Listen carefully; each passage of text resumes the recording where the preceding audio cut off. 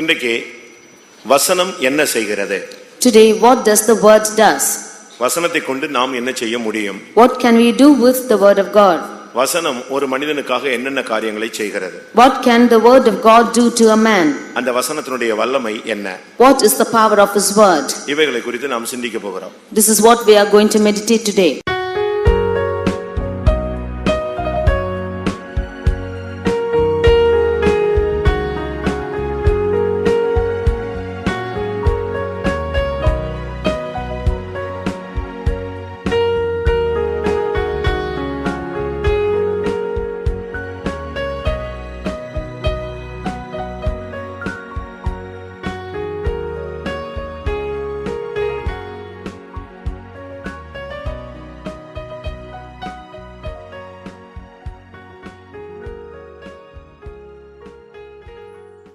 கர்த்தருடைய பரிசுத்த நாமத்துக்கு மகிமை உண்டாவதாக. Glory be to the holy name of God. ஏசாயா தீர்க்கதரிசன புத்தகம் 55ஆம் அதிகாரம் 10-11 வசனங்கள் வாசி. Prophetical book of Isaiah chapter 55 verses 10 and 11. மாரியும் உறைந்த மழையும் வானத்திலிருந்து இறங்கி அவிடத்துக்கு திரும்பாமல் பூமியை நனைத்து அதில் முளை கிளம்பி விளையும்படி செய்து விதைக்கிறவனுக்கு விதையையும் புசிக்கிறவனுக்கு ஆகாரத்தையும் கொடுக்கிறது எப்படியோ அப்படியே என் வாயிலிருந்து புறப்படும் வசனமும் இருக்கும். அது வெறுமையா இடத்துக்கு திரும்பாமல் அது நான் விரும்புகிறதை செய்து நான் அது அனுப்பின காரியமாகும்படி வாய்க்கும். கர்த்தருடைய பரிசுத்த நாமத்துக்கு மகிமை உண்டாவதாக. Glory be to the holy name of the Lord. மாரியும் உறைந்த மழையும் வானத்திலிருந்து இறங்கி வருகிறது. The rain and the clouds are coming towards from heaven. மாரியும் உறைந்த மழையும் வானத்திலிருந்து இறங்கி வருகிறது. The rain and the snow from heaven cometh from heaven. அது திரும்ப அவ்விடத்துக்கு திரும்பாமல் பூமியை நனைத்து ஒரு பயிரை உண்டாக்குகிறது. It returneth not to the place from it came from, but it maketh fruit on the earth. விதைக்கிறவனுக்கு விதையையும் புசிக்கிறவனுக்கு ஆகாரத்தையும் கொடுக்கிறது. It bringeth forth the bud to the sower, and it giveth bread to the eater. அதுபோலவே என்னுடைய வசனமும் கூட அது நான் அனுப்பின காரியத்தை செய்துவிட்டு தான் என்னிடத்திலே திரும்பி வரும் என்று ஆண்டவர் சொல்லுகிறார். Even so the word shall go out from my mouth and return unto me without void, but accomplish the work. கர்த்தருடைய பரிசுத்த நாமத்துக்கு மகிமை உண்டாவதாக. Glory be to the holy name of the Lord. இன்றைக்கு வசனம் என்ன செய்கிறது? Today what does the word does? வசனத்தை கொண்டு நாம் என்ன செய்ய முடியும்? What can we do with the word of God? வசனம் ஒரு மனிதனுக்காக என்னென்ன காரியங்களை செய்கிறது? What can the word of God do to a man? அந்த வசனத்தினுடைய வல்லமை என்ன? What is the power of his word? இவைகளை குறித்து நாம் சிந்திக்க போகிறோம். This is what we are going to meditate today. வேதத்திலே ஆயிரக்கணக்கான வசனங்கள் உண்டு. We find many lakhs of verses in the word of God. பலவிதமான சாபமான வசனங்கள் உண்டு, ஆசீர்வாதமான வசனங்கள் உண்டு. We find verses of cursing and the verses of blessing. பலதரப்பட்ட வசனங்கள் நமக்கு இருந்தாலும் நமக்கு தேவையான வசனங்களை நாம் நமக்காக எடுத்துக்கொள்கிறோம். Although we have verses in plenty, we take the verses which are acceptable to ourselves. நம்முடைய வாழ்க்கைக்கு ஏற்ற வசனங்கள் நமக்கு அதிகமாக பிடிக்கும்.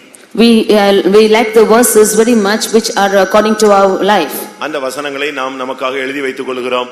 நம்முடைய பைபிள்ல ஒரு வாக்குத்தத்தம் போல வைத்துக் கொள்கிறோம். இன்னும் பல விதங்களிலே அந்த வசனங்களை குறித்து நாம் பேசுகிறோம். We write those verses and we write them as promises and keep in the word of God. Like that we hold on to the word. இந்த வசனமானது தேவனிடத்திலிருந்து வரக்கூடிய ஒரு வார்த்தை.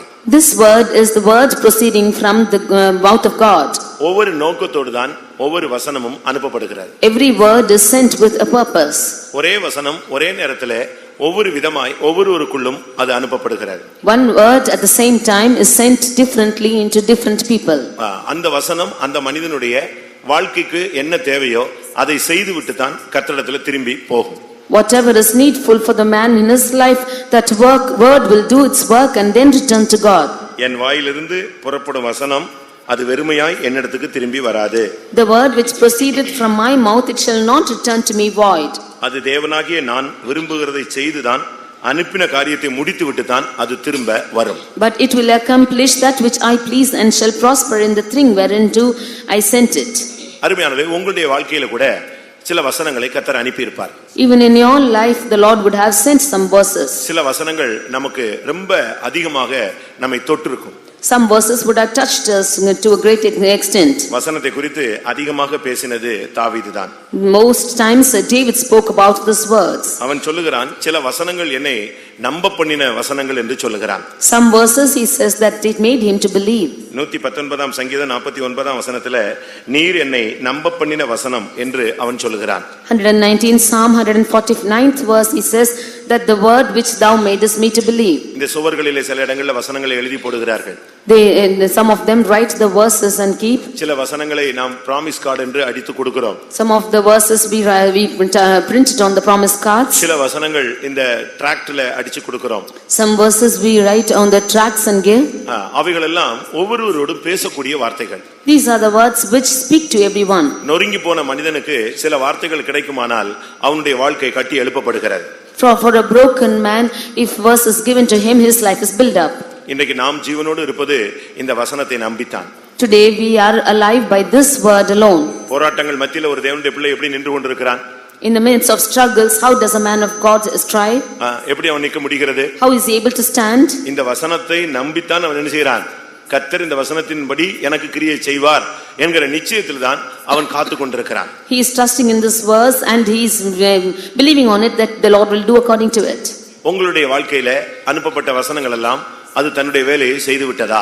The words that the Lord has sent to you in your life, does the work which is sent for? நீங்க யோசித்து பாருங்க. Just think and see.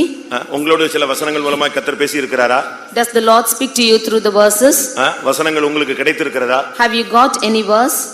போராட்டங்கள் மத்தியில கர்த்தர் சில வார்த்தைகள் உங்களோடு இடைப்பட்டு இருக்கிறாரா? In the midst of problems, has the Lord dealt you with any word? அந்த வசனத்தினுடைய கிரியை உங்களுடைய வாழ்க்கையில் நடைபெற்று இருக்கிறதா? Have you seen the works of that words in your life? எனக்கு ஒரு சகோதரனை தெரியும். I know of a brother.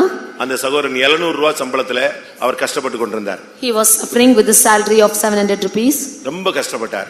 He was in great poverty. ஆனால் இவைகளுக்கு மத்தியில கர்த்தர் ஒரு நாள் அவரோடு பேசினார். But in the midst of this, the Lord spoke to him. சகல ஜனங்களை பார்க்கிலும் உன்னை கீர்த்தியும் புகழ்ச்சியுமாக வைப்பேன். I will make you a praise above all the people of the earth. 700 ரூபாய் சம்பளம் வாங்கிட்டு இருக்கிற மனுஷனுக்கு கர்த்தருடைய வார்த்தை எப்படி வருது?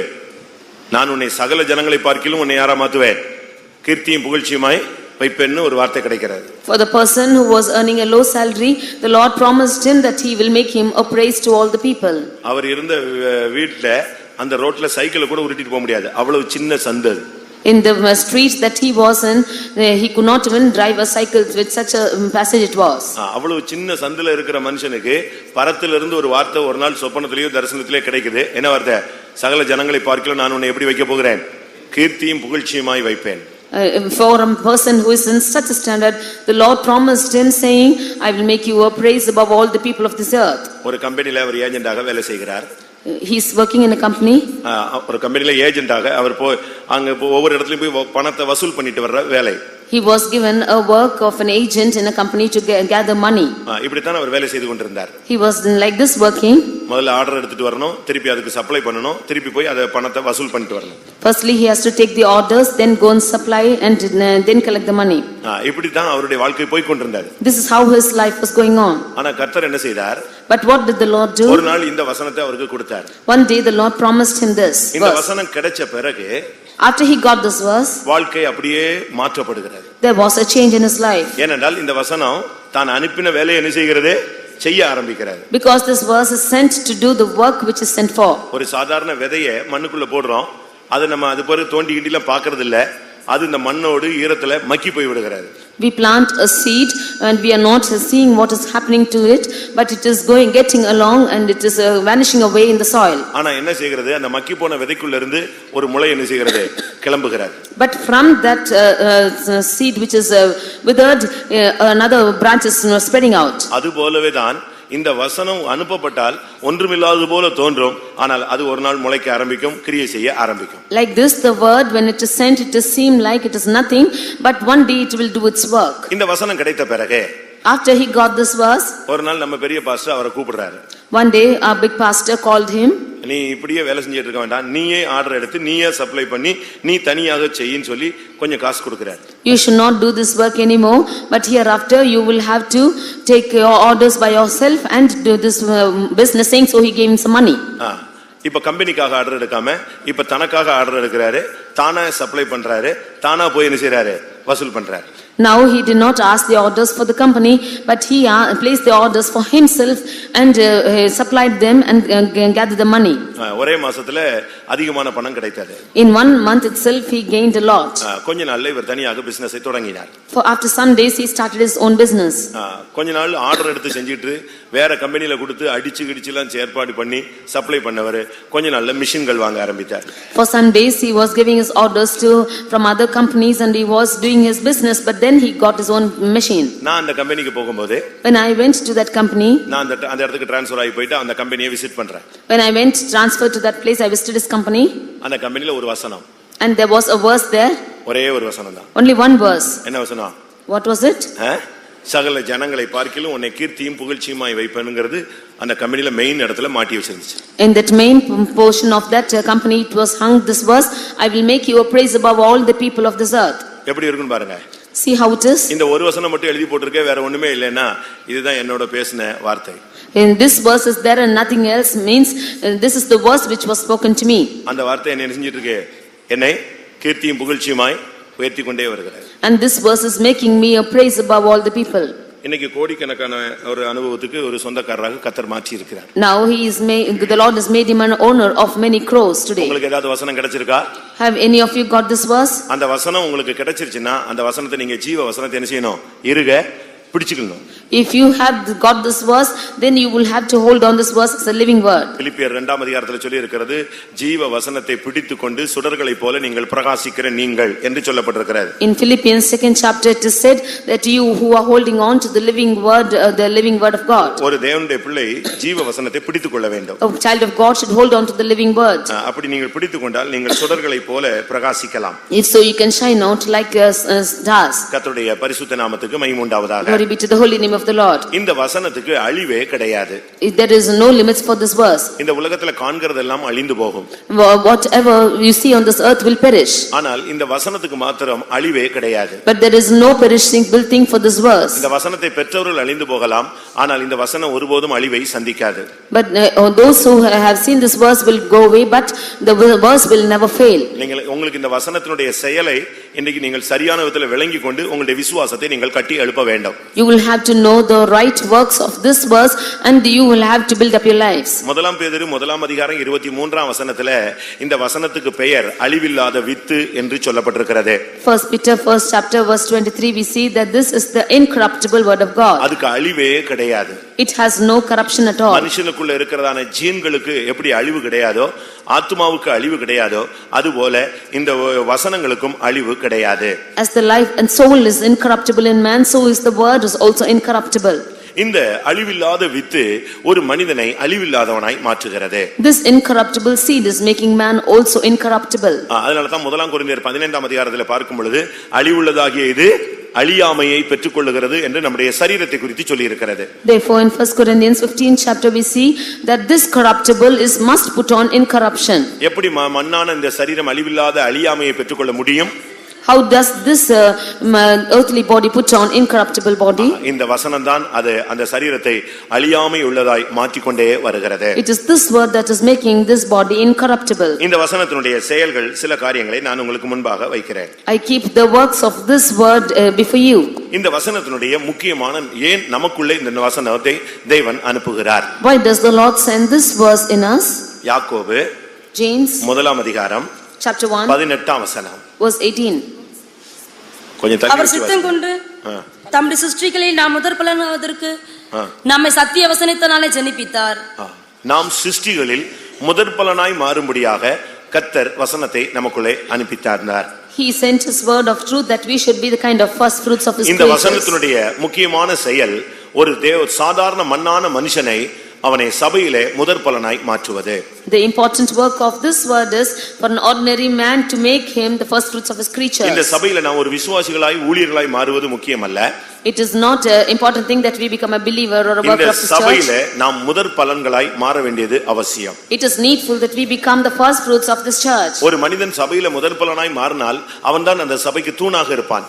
If a man becomes the first fruits of this church, he will become the pillar of the church. இந்த சபைக்கு நம்ம எத்தனை பேர் தூண்களாக இருக்கிறோம்? How many of us are pillars of this church? இந்த சபையில விசுவாசத்திலே எத்தனை பேர் நின்று கொண்டிருக்கிறோம்? How many of us are standing in faith in this church? இதுவரை பிரதிஷ்டையை காத்துக்கொண்டவர்கள் எத்தனை பேர்? How many of you have kept your consecration? கிறிஸ்துவின் அன்பை விட்டு பிரியாமல் நின்று கொண்டிருக்கிறவர்கள் எத்தனை பேர்? How many of them are not departing from the love of Christ? இந்த வசனத்தினுடைய சத்திய வசனத்தினுடைய வேலை என்ன தெரியுமா? ஒரு மனிதனை சிருஷ்டிகளில் முதற் பலன்களாய் மாற்றுவது. The work of the word of truth is to make any man as the first fruits of his creatures.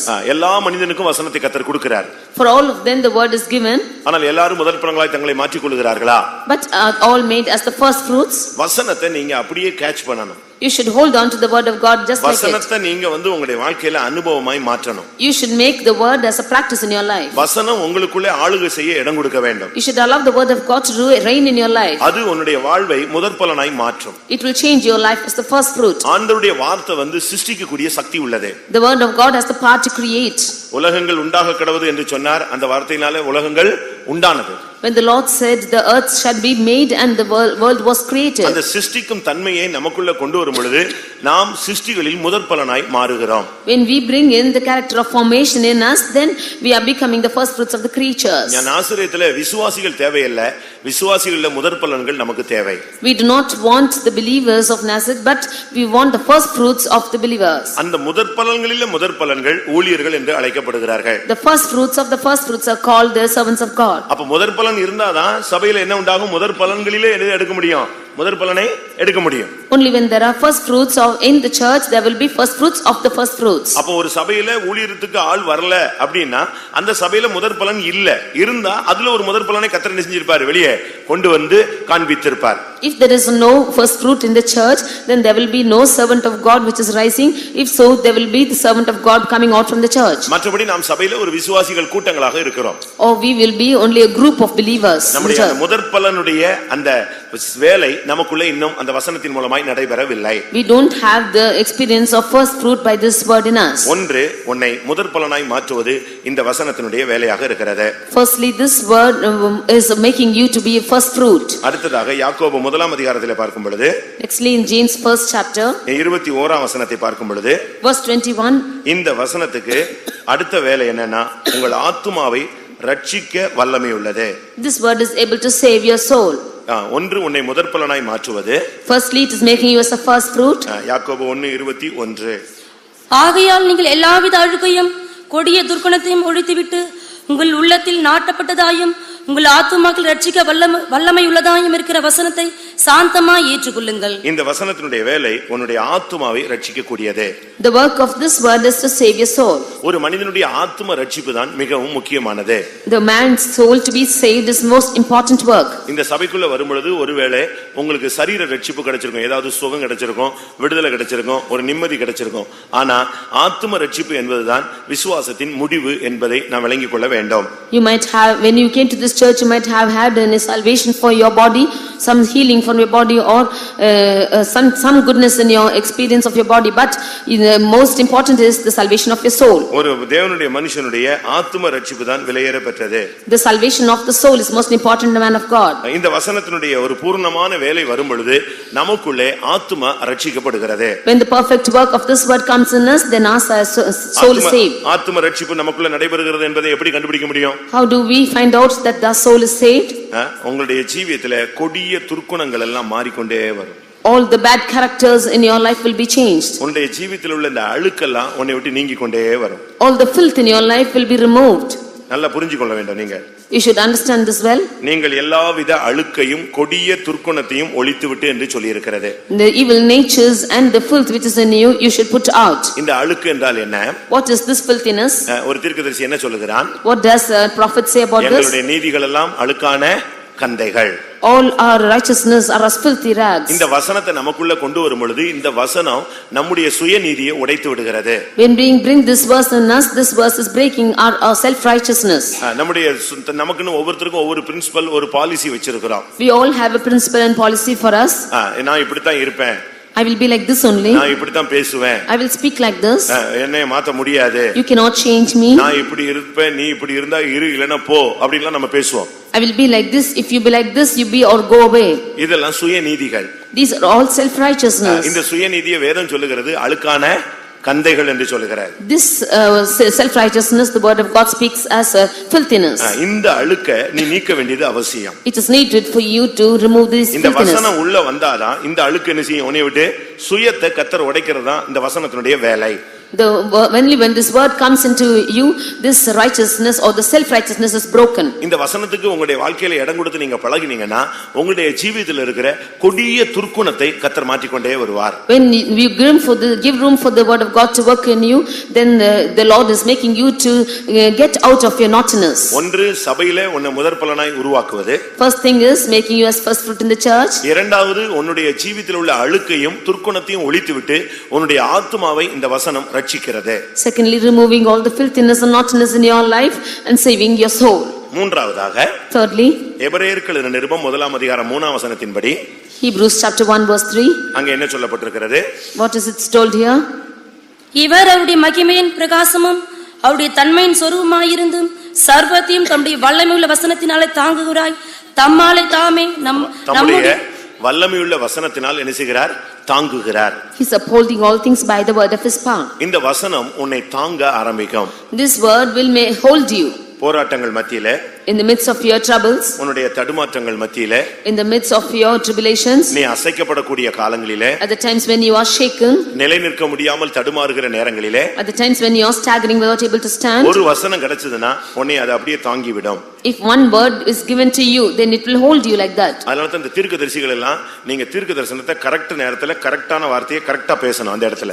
That is what the prophecies has to speak the right word at the right time in the right place. அந்த correct சரியான வசனத்தை நீ சரியான நேரத்துல பேசணும். You will have to speak the right word in the right place.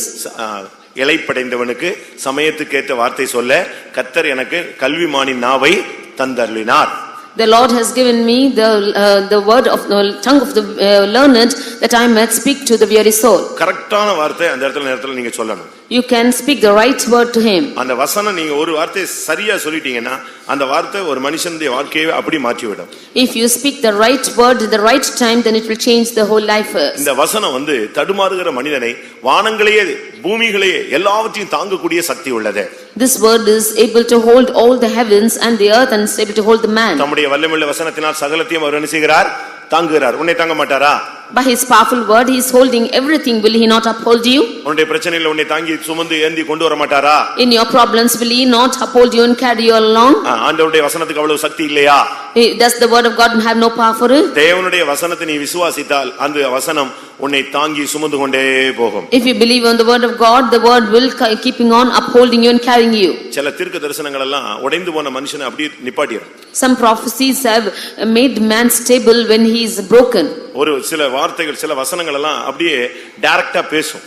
Certain verses speak to you directly. சில வசனங்கள் ஒரு மனிதனை அப்படியே ஆறுதல் படுத்தி விடும். Certain verses will comfort a man like that. சில வசனங்கள் ஒரு மனுஷனை அப்படியே நொறுக்கி உடைச்சி அவனை அப்படியே சிலுவை பக்கம் கொண்டு போய் உட்கார வச்சிரும். Certain verses will make him to be broken and make him to a lower state. இந்த வருத்தப்பட்டு பாரம் சுமக்கிறவர்கள்னு சொல்றாங்களே அந்த வசனம் எவ்வளவோ பேருடைய லைஃப் நெஞ்சிருக்கு, டச் பண்ணிருக்கு. This verse which we say, come unto me only that labor and are heavy laden, has touched many of them. ஹாஸ்பிடல்ல இன்னும் இத்தனை மணி நேரத்துல செத்து போயிடுவான் அப்படின்னு சொல்லி நாங்க ட்ரீட்மெண்டே கொடுக்க மாட்டோம்னு ஒரு மனுஷனை படுக்க வச்சிட்டாங்க. In a hospital they made one man to lie saying that he is going to die in a few hours and therefore will not give him treatment. அவன் கத்துவான். He will shout.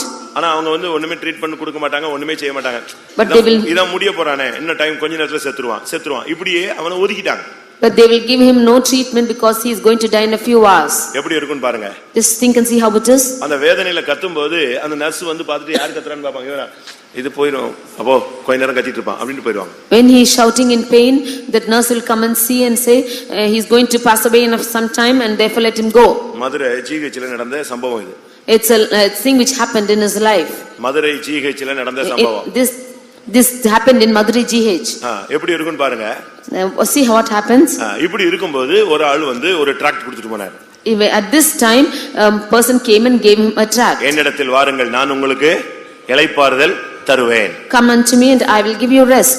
இந்த வசனத்தை அந்த பட்டிக்காட்டு ஆளுக்கு படிச்சு காட்டின உடனே அவனுக்கு அந்த வசனத்தின் மேல ஒரு பெரிய நம்பிக்கை உண்டாயிருச்சு. When this verse was read to that person, he had a great hope on this verse. அப்படினா இந்த வசனம் உண்டுன்னு சொன்னா எனக்கு இளைப்பாறுதல் வேணும்னு கேட்டான். If this verse is true, then I should have rest. அவங்க பிள்ளைங்க வந்து பார்க்க வந்த உடனே இந்த டாக்டர் நர்ஸ் எல்லாம் சொன்னாங்க, நீங்க சாவுக்கு எல்லாத்தையும் என்ன செஞ்சிருங்க, சொந்தக்காரங்களுக்கு சொல்லிருங்க, பெட்டிக்கெல்லாம் எல்லாம் ரெடி பண்ணிருங்க, இத்தனை மணிக்குள்ள இறந்துருவாருன்னு சொன்னாங்க. When his children and relatives came, the doctor said that you can make arrangement for his funeral and for the boxes that he is going to die in a few hours. அவங்க பிள்ளைங்க எல்லாம் வீட்ல போய் எல்லாம் ready பண்ணி பந்தல்லாம் போட்டாங்க. And his children went and made ready for the pandal and all. ஆனா இப்போ இங்க வசனம் என்ன செய்யுது, வேலை செய்ய ஆரம்பிக்குது. But now is the verse beginning to work in him.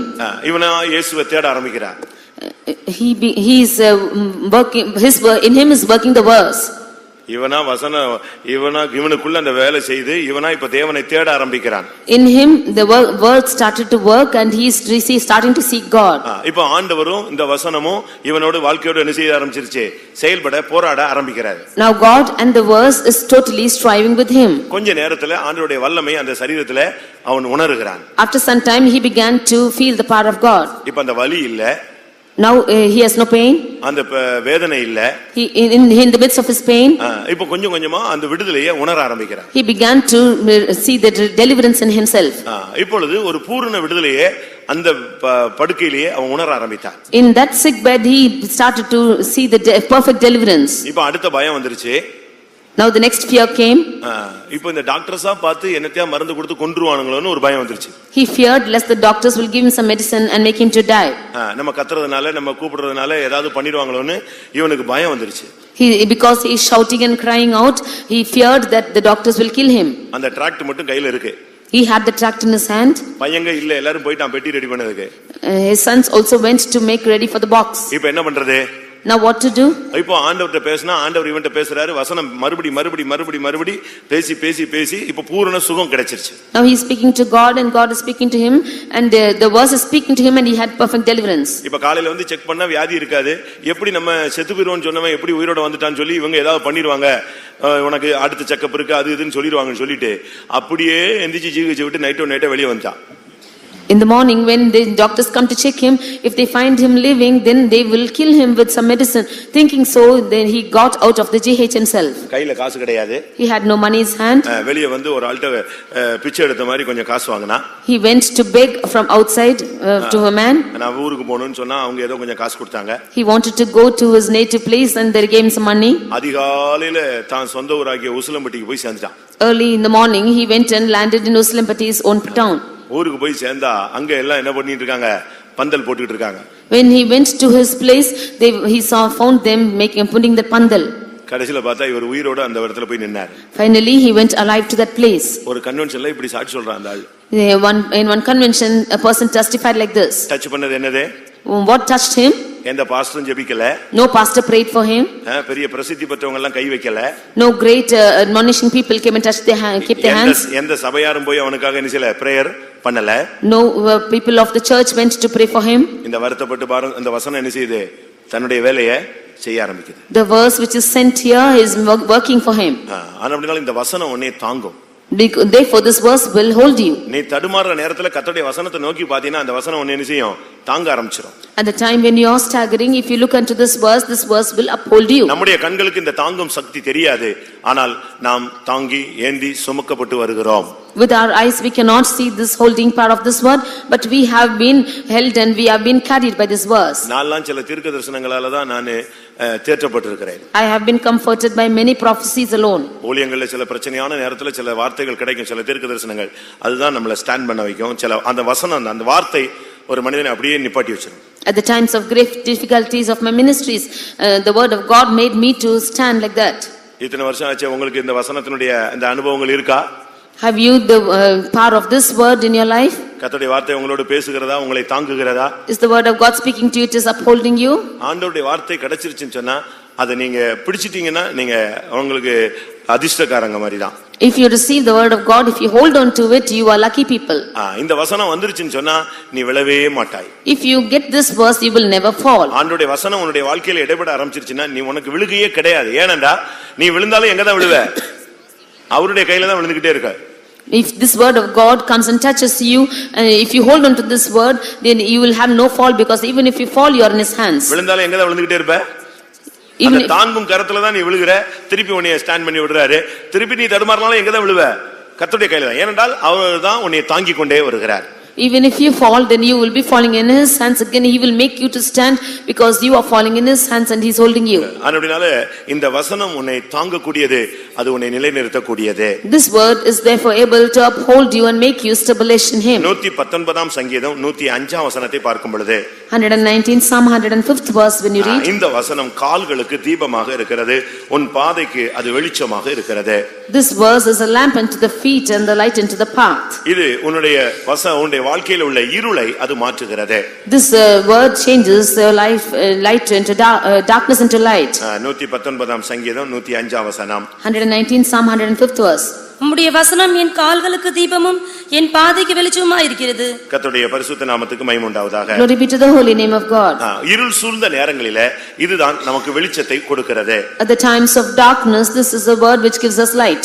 இந்த வெளிச்சத்தில் தான் நாம் இருளை கடந்து போகிறோம். By this light we cross through the path. யோபு 29:3 நாம் பார்க்கும் பொழுது, In Job 29 verse 3, அவர் அருளிய தீபம் என் தலையின் மேல் பிரகாசித்ததே.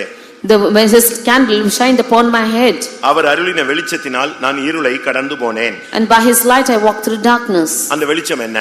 What is this our light? அருளிய வெளிச்சத்தினால் நான் இருளை கடந்து போனேன். By his light I walked through darkness. அவர் அருளிய வெளிச்சம் என்ன?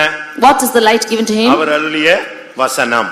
That is the word of God. அந்த வசனம் கிடைத்தாதான் இருள் சூழ்ந்த நேரத்துல நாம் வெளிச்சத்தின் வழியாக அதை கடந்து போக ஆரம்பிக்கிறோம். Only when you receive this word, then in the midst of darkness you begin to walk through it. நம்முடைய பாதைகள் இருளாக மாறும் பொழுது, When our paths become dark to us, அடுத்த அடி எடுத்து வைக்க நமக்கு சக்தி இல்லாமல் போகும் பொழுது, when we have no strength to take the next step ahead, எப்படி சரியா வைக்கிறோமா இல்லையான்னு நமக்கு தெரியாத பொழுது, when we do not know if we are keeping our paths right or not, நம்முடைய பாதை இனிமேல் எப்படி இருக்கும் என்று நாம் யோசிக்கும் பொழுது, when we think as to how our path would be hereafter, ஆண்டவருடைய வசனத்தை நாம் இறுக பற்றிக்கொள்ள வேண்டும். we should have to cling on to the word of God. உங்களோட சில வசனங்கள் பேசி இருக்கா? Has the word of God spoken to you? ஏதாவது வார்த்தைகள் கிடைச்சிருக்கா உங்களுக்கு? வேதத்துல நீங்க வேதத்தை வாசிக்கும் பொழுது கிடைக்கிறத நான் சொல்லல. When you read the word of God, what you say, get, that's not what I say. பைபிளை படிக்கும்போது நமக்கு சாதகமான வசனங்கள்லாம் நமக்கு பிடிச்சமான வசனங்களா இருக்கு. When you read the word of God, all the words which are favorable to you are favorable to us. அப்படிதானே? ஆசீர்வாதம் தேவைங்கும்போது நீ ஆசீர்வாதமாய் இருப்பாய், உடனே நோட் பண்ணி வச்சுக்கோங்க. When you say you are blessed, that verse you will note it. வியாதியா இருக்க நேரத்துல நான் உன்னை குணமாக்குவேன், நல்லதா இருக்கு. At the time of sickness I will heal you, that verse you will note it down. இத நான் சொல்லல. don't say about this. நீ முழங்கால்ல நிக்கும்போது பரத்துல இருந்து உனக்கு ஒரு வார்த்தை என்ன செய்யணும்? உனக்குரிய வார்த்தை வந்து சேரணும், உன்கிட்ட வந்து சேரணும். At the time when you stand on your knees, the word from heaven should come out to you. அப்ப தேவனிடத்திலிருந்து ஒரு வார்த்தை உனக்கு வந்துருச்சுனா அந்த வசனம் தான் உன்னுடைய இருள் சூழ்ந்த நேரத்துல எல்லாம் உனக்கு என்ன செய்யும்? பாதையை காட்டிக்கொண்டே போ. When that word proceeds from heaven to you, only then in your darkness it will show you the light. உன்னுடைய வாழ்க்கையில நீ பாதை தெரியாம இருக்கும் பொழுதெல்லாம் இது உன் பாதைக்கு தீபமாக வந்து கொண்டே இருக்கும். At the time when you do not know your path, it will become a light to your path. அந்த வசனம் உனக்கு நினைவுல வந்து கொண்டே இருக்கணும். That verse will keep on coming in your mind. ஒரு வார்த்தை போதும். அந்த ஒரு வார்த்தையை ஒரு வசனத்தை வச்சிட்டு உயிருள்ள நாளெல்லாம் வாழ்ந்து முடிச்சிரலாம். One word is sufficient for us to live all the days of our life. ரொம்ப வார்த்தைகள்லாம் தேவை கிடையாது. There's no necessity for many verses. ஒரு வசனம் போதும். ஒரு மனுஷனுடைய வாழ்க்கையில எல்லா பகுதிகளுக்கும் அது என்னது? யூஸ் ஆகும். One verse is sufficient to use in all angles of life. ஒரு சரியான வசனம் பிடிச்சிட்டீங்கன்னா உங்களோட கர்த்தர் பேசினார்னா சொன்னீரே சொன்னீரே சொன்னீரேன்னு சொல்லியே எங்க போயிடலாம்? மகிமை வரைக்கும் போய் சேர்ந்துடலாம். If you have only one verse, then you can say that the Lord has promised you, you have promised me, and go on and to your glory. ஆபிரகாமுக்கு ஒரு வார்த்தை கிடைக்கு, உனக்கு நான் ஒரு குமாரனை தருவேன். Unto Abraham the Lord promised that I will give you a son. எப்ப பிரச்சனை வந்தாலும் இவன் நீங்க இப்படி சொன்னீங்களே ஆண்டவரே, ஆனா இன்னும் தரலையே, இந்த வசனத்தை தான் வச்சு கோட் பண்ணி ஜெபிச்சுக்கிட்டே இருப்பான். At any problem he will say the Lord has promised like this and you have not given me. Quoting this verse he will pray. கடைசியாக அந்த வசனம் அவனுக்குள்ள நிறைவேறினது. அவனுக்குள்ளே ராஜாக்கள் தோன்றினார்கள். இன்றைக்கு அவனுடைய சந்ததி நிலை பெற்று இருக்கிறது. Finally this promise came to pass and finally the kings appeared from his generation and still it's existing today. அதனால நீங்க இந்த வசனத்தை நீங்க இறுக பிடிச்சிட்டீங்கன்னா இது உங்களுடைய இருள் சூழ்ந்த வேளையில உங்களுக்கு வெளிச்சமாக, உங்களுக்கு பாதைக்கு தீபமாக வந்து சேரும். If you hold on to this verse, then in the path of your darkness it will come as a light to your path. யோபுவுடைய வாழ்க்கையில பயங்கரமான இருள் சூழ்ந்த ஒரு சூழ்நிலை வந்தது. In the life of Job there was a time of darkness to him. பிள்ளைகள் எல்லாம் மரித்து போனார்கள். All his children were dead. மனைவி அவனை சாகச் சொன்னாள். And his wife asked him to die. நண்பர்கள் எல்லாம் அவனுக்கு புத்தி சொன்னாங்க. And his friends counseled him. அவனை நியாயம் தீர்த்தாங்க. And they judged him. எல்லாரும் அவனை விட்டு விலகி போயிட்டாங்க. All of them departed from him. இந்த நேரத்துல அவன் சொல்றான், அவர் அருளிய வெளிச்சத்தினால் இந்த இருளை நான் என்ன செய்தேன், கடந்து போய் கொண்டே வந்தேன். At this time he is saying, by the light that he has shined upon me I walk through darkness. அந்த வெளிச்சம் தான் கர்த்தருடைய வார்த்தை. That light is the word of God. கர்த்தருடைய வார்த்தை உங்களுக்கு கிடைச்சதுன்னா உங்களுடைய வாழ்க்கையில அழகா நீங்க போயிட்டே இருக்கலாம். If you receive the word of God, then in your life you can go very steadily. எனக்கு கூட ஊழியத்துல ஒரு பெரிய ப்ராப்ளம் உண்டானது. I had a great problem in my ministry. அதை ஷேர் பண்ண முடியாது. I could not share that. ஏன்னா அதனுடைய உண்மை தன்மை எனக்கு தெரியாது. Because I do not know the reality of it. யார் மூலமான்னு தெரியாது. I did not know through whom it came. எதற்காகன்னு தெரியாது. For what I didn't know. யார் இதுல பேக்ல இருக்கான்னு எனக்கு தெரியாது. I did not know who is behind this. ஆனா பிரச்சனை மட்டும் உச்சகட்டத்துக்கு வந்துகிட்டே இருந்தது. But the problem was going to its heights. எனக்கு போன்ஸ் வரும், செல்ல இல்லடா லேண்ட்லைன்ல போன் வரும். I used to receive many phone calls through the cell or through the landline. ஆனா யாருன்னு தெரியாது. But I don't know who it is. அந்த நம்பருக்கு நான் திரும்பி பேசினா அது பூத்னு சொல்லுவான், இல்லனா ஸ்விட்ச் ஆஃப்னு சொல்லுவான். If I speak back to that number, they will say it is a booth or it is switched off. ஆனா over torture. But it was over torture to me. அதாவது அத தாங்கவே முடியாது. I could not bear it at all. அடுத்து அது pastors லெவல்ல கொண்டு போனாங்க. Finally it went to the pastor's level. அங்கேயும் அந்த ஆள் அதர்சனமான ஆள் தான் வரனே தவிர ஒரிஜினல் ஆள் நிச்சயம் மாட்டேங்கறான், வர மாட்டேங்கறான். அங்கேயும் போன் தான் வருது. There too only invisibly people are coming and the original people is not coming there, only phone calls are coming. Pastor என்னைய கூப்பிட்டு கேட்டாரு. And the pastor called me and asked, என்ன பிரச்சனைன்னு கேட்டாரு. He asked me what was the problem. எனக்கு அந்த பிரச்சனை தான் தெரியலன்னு நான் கேட்டுட்டு இருந்தேன். I did not even know what the problem was. ஏன், எதனால, யார், இது தெரியாம இருந்தா எப்படி இருக்கும்னு பாருங்க. If the problem is by whom and what is the reason, if you do not know how it will be. பயங்கர மன போராட்டங்கள். A lot of tribulation in my mind. நான் என்ன செய்றேனோ அத சொல்லிட்டே இருப்பான். Whatever I am doing, it will keep on telling. நான் கன்வென்ஷன்ல எங்க நிக்கிறேனா, நான் நிக்கிற இடத்தை சொல்லுவான். கொஞ்ச நேரத்துல எனக்கு போன்ல சொல்லுவான், பாரு உன்னை பாரு என்ன பண்றான் பாருமா. If I am standing in a convention, immediately he will say over the phone, see what I am going to do, you are standing in this place. ரொம்ப குழப்பம். It was such a confusion. எனக்கு எப்படியாவது அவனை பாத்துறணும்னு வெறித்தனமா மாறிடுச்சு. I really wanted to see him somewhere. ரெண்டுல ஒன்னு பாத்துறணும்ங்கற ஒரு ஆவி என்னோட வந்து போராட ஆரம்பிச்சிருச்சு. One spirit came to strive with me saying you into ecstasy. நானும் ஹை ஸ்பீட்ல அந்த ஆளை தேட ஆரம்பிச்சிட்டேன். Even I started to seek him at high speed. ஆனாலும் எனக்கு இதுவரைக்கும் தென்படலன்னு பாத்துக்கங்களே. நான் ஆண்டவர்ட்ட ஜெபிச்சேன், ஏன் சுவாமி கடைசி வரை காட்டலன்னு. மறைவானதெல்லாம் எனக்குரியதுன்றாரு. அதோட விட்டுட்டேன் அந்த subject. Until now I was not able to find him. Then the Lord said that which is hidden is for me. இந்த கேப்ல நான் பாஸ்டர் ஆகிறேன். At this time I became a pastor. First pastors meeting நடக்கு, all India லெவல்ல pastors meeting நடக்கு. And the first all India pastors meeting was held. I went there. முதல் கூட்டத்துல போய் ஆண்டவர்ட்ட பயங்கரமா போராடினேன். I was striving with the Lord for the first meeting itself. மன சஞ்சல கூட்டம் முடிச்சிட்டு வந்தா மறுபடியும் ஃபோன் வருது. After I came from the meeting, I again got the phone. இரண்டாவது கூட்டத்துக்கு போனேன். I went for the second meeting. எனக்கு நிம்மதியே இல்ல. I did not have any rest at all. 10 மணிக்கு முடிச்சாங்க, 10 மணிக்கு 10:30க்குலாம் இவன் வந்துட்டான், போன்ல வந்துட்டான். At the 10 o'clock the meeting was over. 10:30 he came over the phone. திடீர்னு ஜென்ஸ் வாய்ஸ் கேட்கும், அடுத்து இல்லனா லேடி வாய்ஸ் கேட்கும். Suddenly there will be a gent's voice or a lady's voice. என்னத்தையாவது எடுத்துட்டு எவ்வளவு ஒருத்தி பேசுவா. Taking the phone, somebody will speak. என்ன பண்ணனே தெரியாது. I did not know what to do. இப்போ நாங்க சீஃப் பாஸ்டர் பார்க்க வராமாங்க. Now I am going to come to see the chief pastor. அப்படியே வந்துருவானான்னு நான் ஃபெய்தா எருமலியூர் வாசல்ல போய் நிப்பேன். Then I went and stood in the Erumliur gate to see who it is. ரொம்ப upset ஆகி third meeting போனேன். And totally upset I went for the third meeting. கொஞ்ச நேரம் நானா ஆவியில் நிறைஞ்சேன், நானே ஜெபிச்சேன், நானே உட்கார்ந்து பார்த்தேன். கடைசில எனக்கு மறுபடியும் இந்த பிரச்சனை வந்து உட்கார்ந்துருச்சு உள்ளுக்குள்ள வந்து. For some time I prayed for myself, got filled in the spirit, and again the problem came into me. கடைசில கூட்டத்திலேயே அமைதியா உட்கார்ந்துட்டேன். Then I silently sat in the meeting. நான் உட்கார்ந்த உடனே as soon as I sat down, second லைன்ல உள்ள ஒரு Kerala pastor ஆவியில நிரம்புறார், speed பண்றாரு, தீர்க்கதரிசனம் சொல்ல போறாரு. One pastor who was a Kerala pastor was seated on the second row. He is going to prophesy. நான் ஒரு 10வது லைன்ல இருப்பேன். நான் புதுசா நான் இப்பதான் பாஸ்டர் ஆயிருக்கேன். அதனால நான் ஒதுங்கி ஒரு ஓரத்துல உட்கார்ந்திருக்கேன்.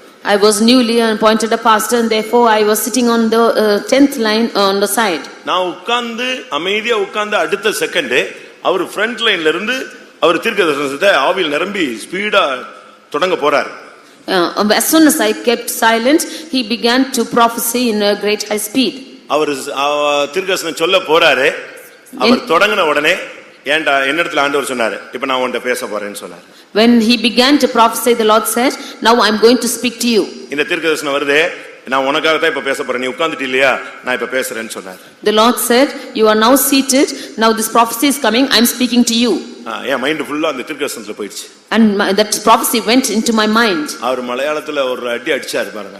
He spoke in Malayalam very strongly. நான் உன்னை அழைத்தேன், I have called you. நான் தான் உன்னை அழைத்தேன். I only have called you. நான் எப்படி மனுஷன் கையில உன்னை ஒப்பு கொடுப்பேன்? How will I give you into the hands of men? அந்த வேர்ட்ஸ் வருது பாருங்க கரெக்ட்டா. அவர் கேரளால ஒரு pastor. He is a pastor in Kerala and the words came rightly. ஆனா தீர்க்கதரிசனம் எனக்கு எங்க இருந்து வருது? பரத்திலிருந்து வருது.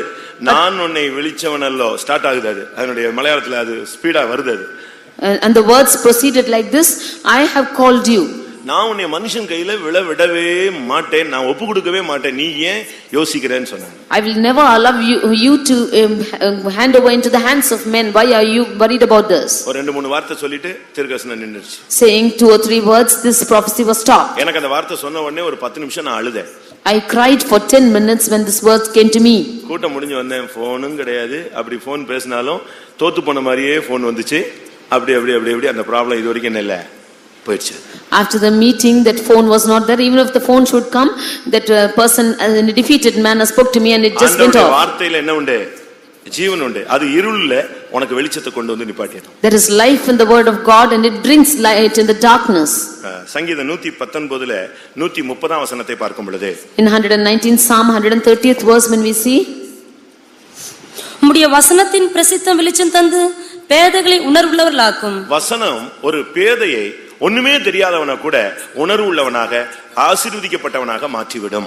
The words giveth understanding unto the simple. ஒரு சாதாரண பேதைன்னு சொன்னா ஒவ்வொரு பலவிதமான அர்த்தங்கள் இருக்கிறது. Simple means it shows many meanings for it. இந்த இடத்துல பேதைன்னா சிம்பிள்னு சொல்லி இருக்கு. ஆனா அதே இடத்துல ஏசாயால பாத்தீங்கன்னா பேதையரா இருந்தாலும் திசை கெட்டு போவதில்லைங்கிறத அங்க ஃபூலிஷ்னு இருக்கு, முட்டாள்னு சொல்லி இருக்கு. In Isaiah we see that it is told as fools, that here it is simple. பேதையரா இருந்தாலும் அவர்கள் என்ன செய்யறதில்லை, திசை கெட்டு போகிறதில்லை. Even though fools, they will not err. அப்போ ஒரு மனுஷனுக்கு படிப்பறிவு இல்ல, ஞானம் இல்ல, புரிந்து கொள்ளக்கூடிய சக்தி இல்ல, ஒரு கெப்பாசிட்டியும் இல்லாத மனுஷனை கூட இந்த வசனம் ஒரு மனுஷனுக்குள்ள வரும் பொழுது அவனை யாரா மாத்தும்? உணர்வுள்ளவனாக, ஞானியாக, வல்லமையுள்ளவனாக, அறிவுள்ளவனாக கர்த்தர் அவனை மாற்றுகிறார். Even if one person is without any wisdom or understanding or any knowledge or learning, the Lord by his word gives him understanding and it makes him more powerful and full of wisdom. இந்த மார்க்கத்துல வரும்போது பேதையா இருந்தவங்க எல்லாம் இப்ப எவ்வளவோ ஞானிகளாக, அறிவுள்ளவர்களாக, திறமையுள்ளவர்களாக மாற்றப்பட்டிருக்கிறார்கள். All those who were so fools, those when they came to this religion have been made powerful and they work miraculously today. இந்த வாரம் Sunday ஒரு சகோதரர் சாட்சி சொன்னார், உங்களுக்கு எல்லாருக்கும் அறிமுகமான ஆள் தானே. This Sunday one person testified he is known to all. பரலோகத்துக்கு போயிட்டு வந்தேன்னு சொன்னாரே, அவர் எத்தனை படிச்சிருக்காரு? சண்டே நீங்க யாரும் இல்லையா? சண்டே ஒரு சகோதரன் சாட்சி சொன்னார்ல, பரலோகத்துக்கு போனே சொன்னாரே, அவர் எத்தனாம் கிளாஸ் படிச்சிருக்காரு? படிச்சதே 2ஆம் கிளாஸ், செகண்ட் ஸ்டாண்டர்ட் தான் படிச்சிருக்காரு. One person he testified that he went to heaven and came, he only studied 2nd standard.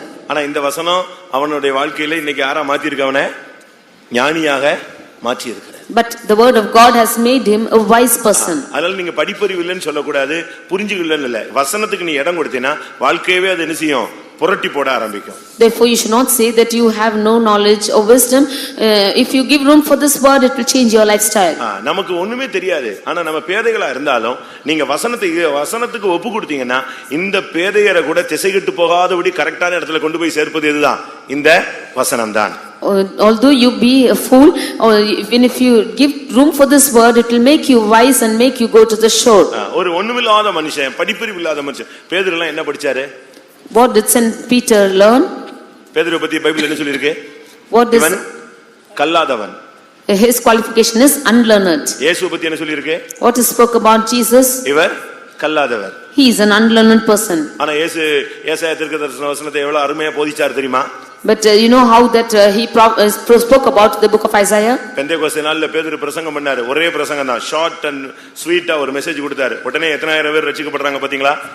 On the day of Pentecost, when Saint Peter preached a very short message, how many people were saved? இந்த வசனம் ஒரு மனுஷனை பேதையா இருந்தாலும் அவனை உணர்வுள்ளவனாய் ஞானியாக மாற்றி விடக்கூடியது. This word is making a man sensible and making him wise above all people. அவனை ஞானம் உள்ளவனாய் உருவாக்கக்கூடியது இந்த வசனம். It is making him full of understanding. அடுத்ததாக Nextly, இந்த வசனம் ஒரு மனிதனை குணமாக்குகிறது. this verse is healing a person. சங்கீதம் 107ல 20ஆம் வசனத்தை பார்க்கும் பொழுது Psalm 107 verse 20. அவர் தமது வசனத்தை அனுப்பி அவர்களை குணமாக்கி அவர்களை அழிவுக்கு தப்புவிக்கிறார். அந்த வசனம் அவர்களை குணமாக்குகிறது என்று சொல்லி இருக்கிறது. He sent his word and healed them. வசனத்தை நீங்க உள்ள அனுப்பும்போது அது உங்களுடைய வியாதியை சுகமாக்கிறது. When you send this word inside, then it will heal your sickness. படுக்கை எடுத்துக்கொண்டு நட, அவ்வளவுதான். அவன் படுக்கை எடுத்துக்கொண்டு நடந்துட்டான். அப்ப அந்த இந்த வார்த்தை சொல்லி அவன் படுக்கை எடுக்கிறதுக்குள்ள அவனுக்குள்ள என்ன நடந்துருச்சு? திமிர்வாதம் சுகமாயிடுச்சு. When he was asked to take his bed and walk, as soon as his verse proceeded, his sickness was healing before he could take his bed. ஐனேயாவே கிறிஸ்து உன்னை குணமாக்குகிறார், அவ்வளவுதான். அந்த மனுஷன் நின்னுட்டான், எழும்பி விட்டான். Before when the Lord said that he is healing you, he was immediately healed. பாடையை தொட்டு வாலிபனே எழுந்திரு, அவ்வளவுதான். மரணத்திலிருந்து அவன் நெஞ்சாச்சு, எழும்பி உட்கார்ந்துட்டான். Holding on to that scepter, and the Lord said, you rise up and sit. He got up and sat. லாசருவே வெளியே வா, அந்த வார்த்தை அவனை எங்க கல்லறையில இருந்து எங்க இருந்துச்சு? வெளியே கொண்டு வந்து விட்டது. When he said Lazarus come out, that word made him to come out of the grave. நான் உன்னை குணமாக்குவேன் சொன்னா அது பிறகு அந்த வியாதி அங்க கிடையாது. When he says I will heal you, there's no sickness anymore. வியாதிப்பட்ட நேரத்துல இந்த வார்த்தையை நீங்க தேடிக்கொண்டே இருக்க வேண்டும். At the time of sicknesses, you should seek to this word. பலவீனமான நேரங்கள்ல அந்த பலப்படுத்தக்கூடிய வார்த்தையை நீங்க தேடிக்கிட்டே இருக்கணும். At the time of weaknesses, you should seek for the words which will strengthen you. அந்த குணமாக்கும் வார்த்தை, அந்த வல்லமை, அந்த வார்த்தை வரும் பொழுதே அதுல எது வந்துருது? வல்லமையும் சேர்ந்து வந்து விடுகிறது. When that word comes out to heal you, that power is also proceeding with it. அதனால தான் அந்த வார்த்தைக்கு அவர் அனுப்புகிற வார்த்தையில நான் வசனத்தை அனுப்பி அவர்களை என்ன செய்கிறேன்? குணமாக்குகிறேன். And he said he sent his word and healed them. இந்த வசனம் உனக்குள்ள வரணும். This verse should come into him. உன் வியாதிப்பட்ட இடத்துல இந்த வசனம் டச் பண்ணணும். This verse should come and touch your sickness. உன் ஆத்மாவுக்குள்ள இந்த வசனம் வரணும். This verse should come into your soul. உன்னுடைய ஆவிக்குள்ள இந்த வசனம் வரணும். This word should come into your spirit. உன்னுடைய சரீரத்தின் ஒவ்வொரு அவயவங்களிலும் இந்த வசனத்தினுடைய ஆளுகை உண்டாக வேண்டும். This word should come and reign every part of your body. அந்த வசனம் வந்துருச்சுன்னு சொன்னா அவனை குணமாக்கிடுறார். If that word comes into you, he will heal. நீங்க இந்த வசனத்தை நீங்கள் பற்றிக் கொண்டீர்களா? Did you cling on to this verse? எப்பமாவது இந்த வசனத்தை பெற்றுக் கொண்டீர்களா? Have you got this verse at any time? வியாதி நேரத்துல நீங்க தேட வேண்டியது தேவனுடைய வசனத்தை தான் தேடிட்டே இருக்கணும். At the time of sickness, you should only seek for the word of God. அந்த வசனம் உங்களை நோக்கி வந்துருச்சுன்னா வசனத்தை அனுப்பி அவர்களை என்ன செய்கிறார்? அவர் குணமாக்குகிறார். If this word comes into you, then he will send his word and heal them. ஒரு ஊழியக்காரனை அனுப்பும்போது அவன் வந்து உனக்கு ஜெபம் பண்ணுவான். A servant of God will come and pray for you. ஆனா அதே நேரத்துல ஒரு வசனத்தை அனுப்பினால் அது உன்னை என்ன செஞ்சிரும்? குணமாக்கி விட்டுவிடும். But at the same time, when he sends his word, that word itself will heal you. ஒரு வார்த்தை அனுப்பி விட்டா போதும், அது அவனை சுகமாக்கி விடும். If he sends one word, it will surely heal him. இப்ப நீங்க எங்கேயோ இருக்கிற பிள்ளைக்கு நீங்க இங்க இருந்து மணி ஆர்டர் அனுப்புறீங்க. You are sending your money order to a child which is far off. அது அவனுக்கு போய் சேர்ந்த உடனே அவன் ஃபீஸ் கட்டறான், படிக்கிறான், சாப்பிடுறான், ஏதோ ஒண்ணுக்கு அது என்ன செய்யுது? யூஸ் ஆகுது. இங்க இருந்து அது போகுது. அதே போல பரத்திலிருந்து வருகிற வார்த்தை ஒரு மனிதனை மரித்தோரிலிருந்து எழுப்பும், வியாதியையும் சுகமாக்கும். Like the man who is sending his money from here, as his son is being eating and drinking, and as he is being fed in a far off place, even so the word which is sent from heaven is able to make us quicken from our resurrected bodies. நம்முடைய வசனத்தை அனுப்பி அவனை குணமாக்கி அவர்களை அழிவிலிருந்து அவர் தப்புவிக்கிறார். He is sending his word and healing them and delivering them from destructions. நான் உன்னை காப்பேன், அந்த ஒரு வார்த்தை போதும், எந்த அழிவும் உன்னை என்ன செய்யாது? கிட்டே வராது. His word which says that I will preserve you, no harm will come to you. கப்பல் தடுமாறி கொண்டிருந்தது. The ship was faltering. பயங்கர புயல்ல சிக்கி கொண்டது. It was caught in a strong storm. 14 நாள் சூரியனையோ சந்திரனையோ நட்சத்திரத்தையோ அவங்களை பார்க்க முடியவில்லை. 14 days they were not able to see the suns, moon or stars. 14 நாள் அவங்க யாரும் ஒண்ணு கூட சாப்பிடவே இல்லை. 14 days they did not eat anything. இதுக்கு மத்தியில In the midst of this, நீ ராயனுக்கு முன்பாக போய் நிற்பாய்ன்னு ஒரு வார்த்தை கிடைச்சது. he got a word saying that you will stand before Caesar. யாருக்கு? To whom? இந்த கப்பல்ல சிக்கி கொண்டிருக்கிற பவுலுக்கு கிடைச்ச வார்த்தை, நான் உன்னை ராயனுக்கு முன்பாக கொண்டு போய் என்ன செய்வேன்? நிறுத்துவேன். And to Paul who was in this shipwreck, he got the words that I will make you to stand before Caesar. இப்ப நின்னுட்டு இருக்குது எங்க? Now why he is standing? தடுமாறும் ஒரு மூழ்க போகிற ஒரு கப்பல்ல நின்னுட்டு இருக்கிற மனுஷனுக்கு நான் உன்னைய கொண்டு போய் ராஜ்யத்துல ரோமாபுரியில கொண்டு போய் உன்னைய ராயனுக்கு முன்பாக என்ன செய்வேன்? நிறுத்துவேன். In the ship that is beginning to sunk, he is being promised that he will be made to stand before the Caesar. அவன் உட்கார்ந்து எல்லாரும் முன்னாலயும் சாப்பிட ஆரம்பித்தான். Then he began to eat. அவன் சொன்னான், நான் சாப்பிடுறேன், நீங்க எல்லாரும் சாப்பிடுங்க, கர்த்தர் என்கிட்ட சொல்லிட்டாரு உன்னை ராயனுக்கு முன்னால கொண்டு போயின்னு. நிச்சயமா அவர் என்ன செய்வார், நான் சேவிக்கிற ஆண்டவர் அதை என்ன செய்வார், எனக்கு செய்வார். He said, you all sit and eat because I am also eating, and truly what the Lord has spoken, he will do it and make me stand for Caesar. கர்த்தருடைய வசனம் பொய் சொல்லாதே. And the word of God will not lie. ஒருவேளை கால தாமதம் ஆகலாம். Maybe delays occurring. நம்ம நினைக்கிறோம் இன்னைக்குள்ள அது நிறைவேற்றா நல்லா இருக்கும்னு. அவருக்கு தான் தெரியும் அது எப்ப செய்யணும்னு அவருக்கு தெரியும். ஏற்ற காலங்களிலே அந்த வேலை நடைபெறும். We think if the Lord would have done today it would be better, but at the right time he is doing it. நமக்கு ஏன் இன்னைக்கு நிறைவேறல, ஏன் இவ்வளவு பயங்கர பாடுகள்ல போறோம், ஏன் செய்யல அப்படின்னு தான் நம்ம கேட்டுக்கிட்டே இருப்போம். We are thinking as to why the Lord is not doing today. We are going through a lot of sufferings. பிள்ளைகளுக்கு வந்து ஐஸ்கிரீம் சாப்பிடணும்னு ரொம்ப ஆசை தான், ஆனா நீங்க தான் கொடுக்க மாட்டேங்கிறீங்களே. For the children, they would like to eat ice creams, but you are not giving them. எதுக்கு கொடுக்கல? Why? எதுக்கு கொடுக்கல? Why you didn't give? சளி பிடிச்சுக்கும். Because it will catch cold. அது பிறகு தூங்காது, நம்மளையும் தூங்க விடாது. It will not sleep and it will not allow us to sleep. இப்படி எல்லாம் பல காரியங்களை வச்சு தான் நீங்க என்ன செய்றீங்க, கொடுக்க மாட்டேங்கிறீங்க. மற்றபடி உங்களுக்கு கொடுக்க சக்தியே இருக்கு, கொடுக்க ஆசையே இருக்கு, ஆனா முடியாது. இதே போல சில காரியங்கள் எல்லாம் சில நேரத்துல கர்த்தர் கொடுக்க அவருக்கு விருப்பம் கிடையாது. இப்ப கொடுத்தா அது சரி வராது. ஏற்ற வேளையில சகலத்தையும் அதினதின் காலத்துல அவர் என்ன செய்கிறார், நேர்த்தியாய் செய்கிறார். He has all ability to give to you, but he does not give to you because he has his right time to do, and at this right time he is doing his work. கர்த்தருடைய பரிசுத்த நாமத்துக்கு மகிமை உண்டாவதாக. Glory be to the holy name of the Lord. அடுத்து 105ஆம் சங்கீதம் 19ஆம் வசனம். 105th Psalm 19th verse. கர்த்தர் சொன்ன வார்த்தை நிறைவேறும் அளவும் அவருடைய வசனம் அவனை புடமிட்டது. அவனை புடமிட்டது. The word of the Lord tried him. இந்த வசனம் உனக்குள்ள வந்துருச்சுன்னு சொன்னா உன்னைய போட்டு என்ன செஞ்சிட்டே இருக்கும், புடமிட்டு கொண்டே இருக்கும். உன்னைய வந்து உருவாக்குற ஒரு வேலையை செய்து கொண்டே இருக்கும். If the word comes into you, this word will start trying you and making you to form. நீ தவறு செய்யும் பொழுது அது உன்கிட்ட பேசி உன்னை உணர்த்தும். When you are doing mistakes, then it will make you, it will admonish you and make you to think of it. நீ துக்கப்படும் பொழுது இந்த வார்த்தை உன்னோடு இடைபடும். When you are worried, then this word will deal with you. பயங்கரமான நெருக்கத்துல போகும் பொழுது நான் தான் உன்னை இந்த வழியில கொண்டு போறேன்னு சொல்லி இருக்கும். ஆனா அது நமக்கு எப்படிப்பட்ட பாதையா இருக்கும், பயங்கரமான புடமிடும் பாதையாக இருக்கும். In the path of distress which is trying you, his word will say that I am only forming you. இது வந்து யோசேப்புக்காக சொல்லப்பட்ட ஒரு வார்த்தை. This is a word spoken to Joseph. அவனுக்கு சொன்ன வார்த்தை என்ன? What was the word spoken to him? சூரியனும் சந்திரனும் நட்சத்திரங்களும் உன்னை என்ன செய்யும், வந்து வணங்கும். He was told that the sun, moon and stars will all come and worship you. இத கேட்ட உடனே யாக்கோபு பயங்கர டென்ஷன் ஆயிட்டான். When Jacob heard this, he was full of tension. ஏன்னா முதல் சொப்பனம் வித்தியாசமா இருந்துச்சு. Because the first dream was different. நான் என்னுடைய அரிக்கட்டு நிமிர்ந்து நின்றது, 11 அரிக்கட்டுகள் என்ன செய்தது, வணங்கி நின்றதுன உடனே அது பிள்ளைகளை பத்தி சொல்ல வார்த்தைன்னு விட்டுட்டான். He thought that when his sheep was standing up, then all his brethren were bowing down, that he thought it was for children. ஆனா இப்ப அடுத்த சொப்பனம் எப்படி வருது? But the next dream, how it's coming? சூரியனும் வணங்குது, சந்திரனும் வணங்குது, நட்சத்திரமும் வணங்குது. சூரியன் சந்திரனா யாரு? அம்மாவும் அப்பாவும். The sun, moon and the stars are bowing down before him. Sun and moon are the father and mother. இந்த வார்த்தையை சொன்ன உடனே யாக்கோபு சொல்றான், நான் வந்து வணங்குவேன்னு நினைச்சிட்டு இருக்கிறியான்னு கேக்குறான். When he said this, he is telling, do you think that I will come and bow down for you? ஆனா இது நிறைவேற வரைக்கும் இவன் போன பாதை என்ன? But till the time this came to pass, what was the path he went through? குழியில தூக்கி போட்டாங்க. They put him into the pit. செத்து போயிட்டான்னு அங்கேயே கொண்டு வந்து வீட்ல கொடுத்தாங்க. They came and gave the garment saying that he is dead. அங்க போன இடத்துல வித்துட்டு போயிட்டாங்க. They sold him in the place they went. அங்க ஒரு பெரிய அபாண்டமான பலியை போட்டு பேரையே கெடுத்து ஜெயில தூக்கி போட்டாங்க. They spoiled his name there and put him into a jail. ஆனா கர்த்தருடைய வசனம் மட்டும் எதை சொல்லிட்டே இருக்கு? But the word of God to speak to him like this. சந்திரனும் உன்னை என்ன செய்யும், வணங்கும். ஆனா போய்கிட்டு இருக்கிறது எது? புடமிடுது. Surely the sun and moon will come and bow down before you, but the path he was going down is trying. உங்களுக்கு இப்படி ஏதாவது வசனம் கிடைச்சிட்டு நீங்க இந்த பாதையில போய்கிட்டு இருக்கீங்களா, அக்கினிக்குள்ள போய்கிட்டு இருக்கீங்களா? Have you got such a word and are you going through fire like this? சொல்லுங்க, அக்கினி பரீட்சையில போய்கிட்டு இருக்கீங்களா? Are you going through fiery trials? நீங்க பயப்படக்கூடாது. இந்த வசனம் பொய் சொல்லாது. அவர் மனமாற மனுபுத்திரனும் அல்ல. நிச்சயமா உனக்கு ஒரு வார்த்தை சொன்னார்னா அது நிச்சயமா நிறைவேற்றுவார். You should not fear, because if he should tell a word, then definitely it will come to pass. அது நீங்க மறந்துடவே கூடாது.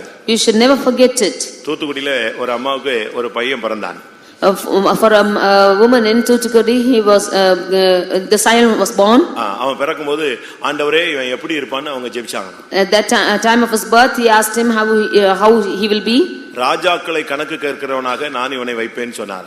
The Lord said that I will make him to ask account of the kings. அந்த பிள்ளை பிறக்கும்போது சொன்ன வார்த்தை என்ன? ராஜாக்களை கணக்கு கேட்கிறவனாக வைப்பேன். At the time of his birth, the promise was that I will make him to ask account of the kings. இவன் பிறக்கும்போது ராஜாக்கள்லாம் அந்த இந்தியால மாறி இந்தியா எப்படி மாறிடுச்சு? ஜனநாயக நாடா மாறி போயிடுச்சு. At the time of his birth, in India itself, the kings were all changed. அப்படிதானே? எல்லா ஜமீன்கள் போயிருச்சு, ராஜாக்கள் சிற்றரசர்கள் எல்லாரும் போயிட்டா, எல்லாம் இப்ப இந்த மாகாணங்களா பிரிக்கப்பட்டு மாநிலங்களாக உருவாயிருச்சு. All the kingdoms were changed and the kings were all gone and it was changed into states. ஆனாலும் இவங்க மனசுல அதை வச்சுக்கிட்டாங்க. But she kept in her mind. அதுக்கு பிறகு அந்த பையன் படிச்சு வளர்ந்து ஒரு பெரிய கவர்மெண்ட் இதுல கணக்கு பார்க்கிற ஒரு கம்பெனில சேர்ந்தான். Then this son was growing and he learned and he became big and he joined a company which should see accounts. கவர்மெண்ட்ல ஒரு பெரிய ஆபீசரா அவர் வந்து ஜாயின் பண்ணாரு. He joined in as a big officer in the government. ஒரு நாள் என்ன நடந்துச்சு தெரியுமா? One day what happened was, திடீர்னு தமிழ்நாட்டுல இருந்து அவரை டெல்லியில இருந்து அவரை போஸ்ட் பண்றாங்க. தமிழ்நாட்டுல இருக்கிற ஆளை நீ மைசூர் மகாராஜாவுடைய அரண்மனையை போய் ஃபுல்லா செக் பண்ணி கணக்கு எடுத்துட்டு வான்னு சொல்லி அனுப்புறாங்க. Suddenly he was sent from Delhi to Tamil Nadu to go and check out the Maharaja palace in Mysore. Mysore மகாராஜாவுடைய அந்த இதெல்லாம் இருந்து அந்த சொத்துக்கள்லாம் அப்படி கிடக்கு. அவங்களுடைய வாரிசுல கொஞ்சம் போனவங்க வந்தவெல்லாம் கொஞ்சம் ஒரு மாதிரி இணைஞ்சிட்டு இருக்கான், ஏதோ பண்ணிட்டு இருக்கான். அதனால கவர்மெண்ட் என்ன சொல்லுது, போய் மொத்த சொத்தை என்ன செய்ய கணக்கு கிளியர் பண்ணிட்டு வான்னு சொல்லி அனுப்புது. The Mysore Maharaja palace was left desolate and all the property was left behind and others were using it, so the government asked him to go and check out about the property. பிறக்கும்போது கர்த்தர் என்ன சொன்னாரு? What was spoken by God when it is birth? உங்க பிள்ளை பிறக்கும்போது இப்படி சொன்னாரா? Did the Lord speak to you when your child was born like this? சொல்றாரா? Does he speak to you? நீங்க அப்படிலாம் ஒண்ணுமே யோசிக்கிறது இல்ல. You never think like that. ரெபெக்காளுடைய வயிற்றில இந்த பிள்ளைகள் மோதி கொண்டிருக்கும் பொழுது என்னமாய் முடியுமோ என்று போய் கேட்டாலாம். கர்த்தர் என்ன சொன்னாரு? மூத்தவன் இளையவனை சேவிப்பான். When Rebekah's sons were struggling in her womb, she asked of the Lord what will happen to them, what will be the end of it. Then the Lord said that the elders shall serve the younger. நம்ம பிள்ளை பிறக்கும்போது pastor சுகப்பிரசவத்துக்காக ஜெபிச்சுக்கோங்க, இல்லாட்டா ஆபரேஷனுக்காக ஜெபிச்சுக்கோங்க. When we go for delivery, we say, Pastor, pray for a safe delivery or for an operation. இல்லனா எனக்கு பொம்பளை பிள்ளை பிறக்கணும்னு ஒரு group ஜெபிக்குது, எனக்கு ஆம்பளை பையன் தான் வேணும்னு ஒரு group ஜெபிக்குது. One group is praying that they might get a girl child, on the other group for a male child. இவன் வருங்காலத்துல ஊழியத்துக்கு வரணும், கர்த்தர் இந்த பிள்ளை குறித்து என்ன நோக்கம் வச்சிருக்கிறாரு, அந்த மென்டாலிட்டி அதெல்லாம் நமக்கு இல்ல. When our child is growing, he should come for the ministry. Such mentality is not found in us. நீங்க யோசிச்சு பாருங்க, உங்களுடைய பிள்ளைகளை குறித்து கர்த்தர் என்ன இடைப்பட்டிருக்கிறாருன்னு யோசிச்சு பாருங்க. Just you think and see what the Lord has dealt with you about your children. யோசேப்பை கர்த்தருடைய வசனம் புடமிட்டது. The Joseph, the word of God tried him. அந்த புடமிடுதல் அவனை சிங்காசனத்துக்கு கொண்டு போய் நிறுத்தினது. And that word took him to the throne. கர்த்தருடைய வசனம் உன்னோடு போராடிக்கிட்டே இருக்கணும். நீ தடுமாறும்போது இல்ல நீ பின்வாங்கும்போது நீ சோர்ந்து போகும்போது அது உடனே உன்னை புடமிட்டு நான் உன்னை அழைச்சேன், நான் உன்னை கொண்டு போவேன், உன்னோடு அது இடைப்பட்டு கொண்டே இருக்கணும். உன்னை அக்னி பரீட்சைகள் கூடாக அது கொண்டு போய் உன்னை பாதுகாக்க வேண்டும். The word of God has to keep on trying you and it should always keep speaking to you that he is with you and saving you, and it should, and in the midst of trials it will take you to shore. சிலருக்குலாம் சில வசனங்கள் சொல்லப்பட்டு எத்தனையோ வருஷம் ஆச்சு, அந்த வசனத்தை நம்பி அவங்க ஜெபிச்சுக்கிட்டே இருக்காங்க, வருஷங்கள் நெஞ்சிக்கிட்டே இருக்கு, போய்கிட்டே இருக்கு, பயங்கர பாடுகள். இதுதான் யோசேப்பினுடைய புடமிடுதலுடைய பாதை. For some of them there is the word spoken and because of this word they have a lot of trying, the path is trying them. This is the path given to Joseph. நீங்க என்ன யோசிக்கிறீங்க? What do you think of this? ஒரு வீட்ல ஒரு மருமகன் தாறுமாறாக போக ஆரம்பித்தான். One son-in-law, he went in a different path. அந்த மாமியாருக்கு ரொம்ப துக்கமா இருந்தது. That mother-in-law was very sad. தான் மகளை விட்டுட்டு அவன் போயிட்டான், இன்னொரு பொண்ணோட ஓடி போயிட்டான். He went with another girl leaving her daughter. எப்படி இருக்கும்? How it would be? இவங்க உப்புல முழங்கால் போட்டாங்களாம். She began to kneel down on the salt. நீங்க எனக்கு பதில் கொடுக்கிற வரைக்கும், அவன் திரும்பி வர வரைக்கும் நீங்க என்ன சொல்றீங்க, தேவ சித்தம் என்னன்னு சொல்லிட்டு முழங்கால் நின்னாங்க. Until he comes back, I will kneel down like this and ask as to what your will is. அந்த உப்பு கல்லு இவங்க வெயிட்ட தாங்க முடியாம எங்க வந்துருச்சு? முழங்காலுக்குள்ள சதைக்குள்ள ஏறிடுச்சு. அந்த அளவு முழங்கால நின்னாங்க. That salt, it just entered into her knees. To that extent, she stood on her knees. கர்த்தர் சொன்னாரா, நான் அவனை கொண்டு வருவேன், அவளை விட்டுட்டு இவன் ஓடி வருவான்னு சொன்னார். The Lord said that I will bring her back and he will flee away from that girl. அதுக்கு பிறகுதான் இவங்க முழங்கால விட்டு நின்னாங்க, எழும்பினாங்க. Only then she rose up from her knees. அது உள்ள போய் சீல் வச்சு கொஞ்ச நாள் நடக்க முடியாம முழங்கால் போட முடியாம கஷ்டப்பட்டாங்க. ஆனா அதுக்குள்ள யார் வந்துட்டா, ஓடி போனால் திரும்பி வீடு வந்து சேர்ந்துட்டான். For some days she was suffering with that injury in her leg, and before that it was healed. That man, son-in-law came back. வசனத்தை நீ பிடிக்கணும். You should hold on to the word. ஒரு பிரச்சனைன்னு சொன்னா அதுக்குரிய வார்த்தையை நீ தேவன்கிட்ட இருந்து கேட்கணும்.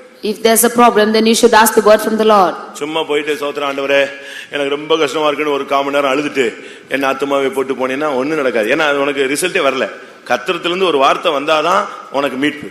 If you go and pray, kneel down and pray with tears for 15 minutes and say praise the Lord and go off, then you have no reward in it, but only the word of God can bring you a reward. அது உன்னை புடமிடும், ஆனால் உன்னை சிங்காசனத்துக்கு கொண்டு போய் சேர்த்து விடும். It will try you but surely take you to the throne. ரோமர் 15ஆம் அதிகாரம் 4ஆம் வசனத்தை பார்க்கும் பொழுது, in Romans 15 chapter verse 4, இந்த வசனம் ஒரு மனிதனை ஆறுதல் படுத்துகிறது, ஒரு மனிதனை பொறுமைசாலியாய் மாற்றுகிறது. This verse is comforting a person and making him more meek. ரோமர் 15:4. 15:4. தேவ வசனத்தினாலே உண்டாகும் பொறுமையினாலும் ஆறுதலாலும், தேவ வசனத்தினால் உண்டாகும் பொறுமை, அடுத்து என்னது, ஆறுதல். Through the patience and comfort of the scriptures. உம்முடைய வேதமே எனக்கு மனமகிழ்ச்சி. Your word is my delight. என்னுடைய துக்கத்தில் உம்முடைய வேத வசனம் ஆறுதலா இல்லாவிட்டால் நான் என்ன செய்வேன், துக்கத்திலே அமிழ்ந்து போயிருப்பேன். If your word was not my joy in my grief, I would have drowned. இந்த வேத வசனத்துக்கு ரெண்டு சக்தியை அங்கே சொல்லி இருக்கிறார். We see two truths in this word of God here. ஒன்று, துக்கப்படுகிறவனுக்கு அது ஆறுதலை உண்டு பண்ணும். அடுத்து, ஒரு மனிதனை பொறுமைசாலியாக உருவாக்கும். It is giving comfort to the one who is in grief, and it is making one more patient. கர்த்தர் ஒருத்தன் பேசிட்டே இருக்கும்போது நான் உனக்கு கிரியை செய்வேன் அப்படிங்கும்போது அவன் நெஞ்சிட்டே இருக்கான். அவருக்காக வெயிட் பண்ணி பொறுமையா ஆண்டவர் எனக்கு சொல்லி இருக்கிறாரு, செய்வேன்னு சொல்லி இருக்காரு, செய்வார். இந்த எதிர்பார்ப்பு அவனுடைய ஜீவியத்துல ஒரு காத்திரத்திலையும் உண்டாகிறது, அவனுடைய ஜீவியத்துல ஒரு பொறுமையையும் உண்டாக்குகிறார். When the Lord is speaking that I will work for you, then if you are keeping on waiting, is the time that the Lord is creating this patience in him and waiting for the time that the Lord will work. யோபுனுடைய வாழ்க்கையில குறித்து நான் பார்க்கும் பொழுது யாக்கோபுல சொல்லி இருக்கிறது, நீடிய பொறுமையாக இருந்தான். In the life of Job, that the Lord, we see he was long suffering in his life. அது அவனுடைய வாழ்க்கையில நீடிய பொறுமையை அவனுக்கு கொண்டு வந்தது. It caused long suffering to bear in his life. யாக்கோபுல நாம் பார்க்கும் பொழுது 5ஆம் அதிகாரம் 11ஆம் வசனத்தை வாசியுங்கள். James 5:11. இதோ பொறுமையாயிருக்கிறவர்களை பாக்கியவான்கள் என்கிறோமே, யோபின் பொறுமை குறித்து கேள்விப்பட்டிருக்கிறீர்கள், கர்த்தருடைய செயலின் முடிவையும் கண்டிருக்கிறீர்கள். கர்த்தர் மிகுந்த இரக்கமுள்ளவராய் இருக்கிறாரே. யோபின் பொறுமை அது அவனை பாக்கியவானாய் மாற்றிவிட்டது. The patience of Job made him blessed of the Lord. என்ன வசனத்துக்காக அவன் காத்திருந்தான்? For what verse he waited? அவன் சொல்றான், என் மீட்பர் உயிரோடு இருக்கிறார். He says, my Redeemer liveth. அந்நிய கண்களிலே என் சொந்த கண்களை அவரை காணும். Not with other eyes, but my own eyes shall see him. என்னுடைய தோல் முதலானவைகள் அழுகி போன பின்பும் நான் ஜீவனோடு இருந்து யாரை பார்ப்பேன்? என் மீட்பரை பார்ப்பேன்.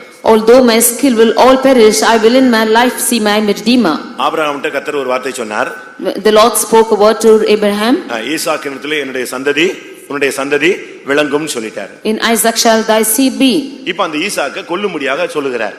Now he is asking to kill his son Isaac. இந்த ஈசாக்குல தான் சந்ததி விளங்கும்னு சொல்றாரு. இப்ப இந்த ஈசாக்கே என்ன சொல்றாரு? கர்த்தர் பலியிட சொல்றாரு. He said that in thy seed, in Isaac shall thy seed be. Even now the Lord is asking him to kill him. அவன் துணிஞ்சு போய் கொல்றதுக்கு கொண்டு போனான். காரணம் என்ன? கர்த்தர் சொல்லியிருக்காரு, இவனிடத்துல தான் உன்னுடைய சந்ததி விளங்கும்னு சொல்லியிருக்காரு. அப்ப நிச்சயமா இதுல ஏதோ ஒரு அற்புதம் நடக்க போகுது. அதனால தைரியமா அவன் போயிட்டே இருந்தான். He knew for sure that the Lord said that in him shall his seed be. Therefore he went boldly to kill him. தேவன் ஒரு வார்த்தை சொன்னா நீங்க கலங்க வேண்டிய அவசியம் இல்ல. ஆறுதல் அடைந்து பொறுமையா போயிட்டே இருக்கலாம். ஏன்னா அவர் சொன்னா நிச்சயமா நிச்சயவாரு செய்வார். If the Lord should promise a word, then you can boldly go ahead, because if what he said he will do. நான் உன்னை உயர்த்துவேன்னு சொல்லிட்டாருன்னா அவருக்கு உயர்த்துறதுக்கு எவ்வளவு வழி இருக்கு. நீங்க இந்த வழியில ஏன் உயர்த்தல, இந்த வழியில ஏன் உயர்த்தலன்னு ஒரு 10 பாயிண்ட் வச்சு நின்னுட்டு இருப்பீங்க. அவருக்கு 11வது பாயிண்ட் வேற ஒரு பாயிண்ட் இருக்கு. If he said that I will exalt you, definitely he will exalt you, but you will have your 10 points and you seek for him there, but he will have 11th point for it. வசனம் ஒரு மனிதனை ஆறுதலும் படுத்துகிறது, ஒருவனை பொறுமையுள்ளவனாயும் மாற்றுகிறது. The word of God is comforting a person and making him patient. அடுத்து இந்த வசனத்தினால பிசாசை ஜெயிக்கலாம். Nextly, with this word you can overcome devil. வெளிப்படுத்தல் 12ஆம் அதிகாரம் 11ஆம் வசனத்தை பார்க்கும் பொழுது, Revelation 12 chapter verse 11, when you see வெளிப்படுத்தல் 12:11, மரணம் நேரிட இருந்தாலும் அதற்கு தப்பும்படி தங்கள் ஜீவனையும் பாராமல் ஆட்டுக்குட்டின் இரத்தத்தினாலும் தங்கள் சாட்சியின் வசனத்தினாலும் அவனை ஜெயித்தார்கள். இந்த வசனத்தை வச்சு தான் பிசாசை நீங்க ஜெயிக்க முடியும். only by this word you can overcome Satan. இயேசுவினிடத்தில் பேசும் பொழுது அவன் எதை வச்சு தான் பேசினான்? வசனத்தை வச்சு தான் பேசினார். இயேசுவும் அதே இன்னொரு வசனத்தை வச்சு தான் என்ன செஞ்சார்? அவனை அடிச்சார். When he spoke to Jesus, he spoke with the words, and even Jesus with that same verse spoke to him. அதனால மத்த சபக்காரங்க உங்கள்ட்ட வந்து பேசும்போது வசனத்தை வச்சு தான் பேசுவாங்க. நீங்க தெளிவான அப்போஸ்தல வசனத்தை வச்சு அவனை வின் பண்ணணும். Therefore, when the other people, other church people come and speak to you, they will speak with the verse, and with the clear verse you should speak to them. பிசாசு அன்னைக்கு முடிய விரிச்சிட்டு வரல, சர்ப்பத்துக்குள்ள தான் வந்தான். அதுபோல பிசாசு இன்னைக்கு சபைக்குள்ளேயே வருவான், சபையார் மூலமாகவே வருவான். Satan did not come with his hair put out. He came through the serpent. Even so, like this, he will come through the church members. அதனால நீங்க சரியான விதத்துல விளங்கிக் கொள்ளணும். அவன் வசனத்தின் மூலமா வந்தாலும் சரி, எதின் மூலமா வந்தாலும் சரி, சாட்சியின் வசனத்தினால் நீங்கள் அவனை என்ன செய்ய முடியும்? ஜெயிக்க முடியும். Even so, you should understand very clearly that by the word of God you can overcome him. வசனம் தான் அது ஒரு ஆவியின் பட்டயம். The word of God is the sword. அப்படித்தானே சொல்லி இருக்கு. எபேசியர் 6ஆம் அதிகாரம் 17ஆம் வசனத்துல தேவ வசனமாகிய ஆவியின் பட்டயத்தை கையிலே எடுத்துக்கொள்ளுங்கள்.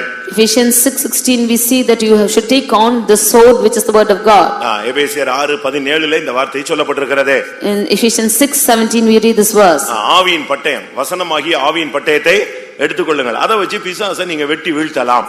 You take on to the sword of the spirit which is the word of God. You can slay the devil by this. சரியான வசனம் சொன்னீங்கன்னா பிசாசு ஓடிடுவான். If you say the right word, the Satan will flee. ஒரு இடத்துல பிசாசு ஓடவே இல்ல.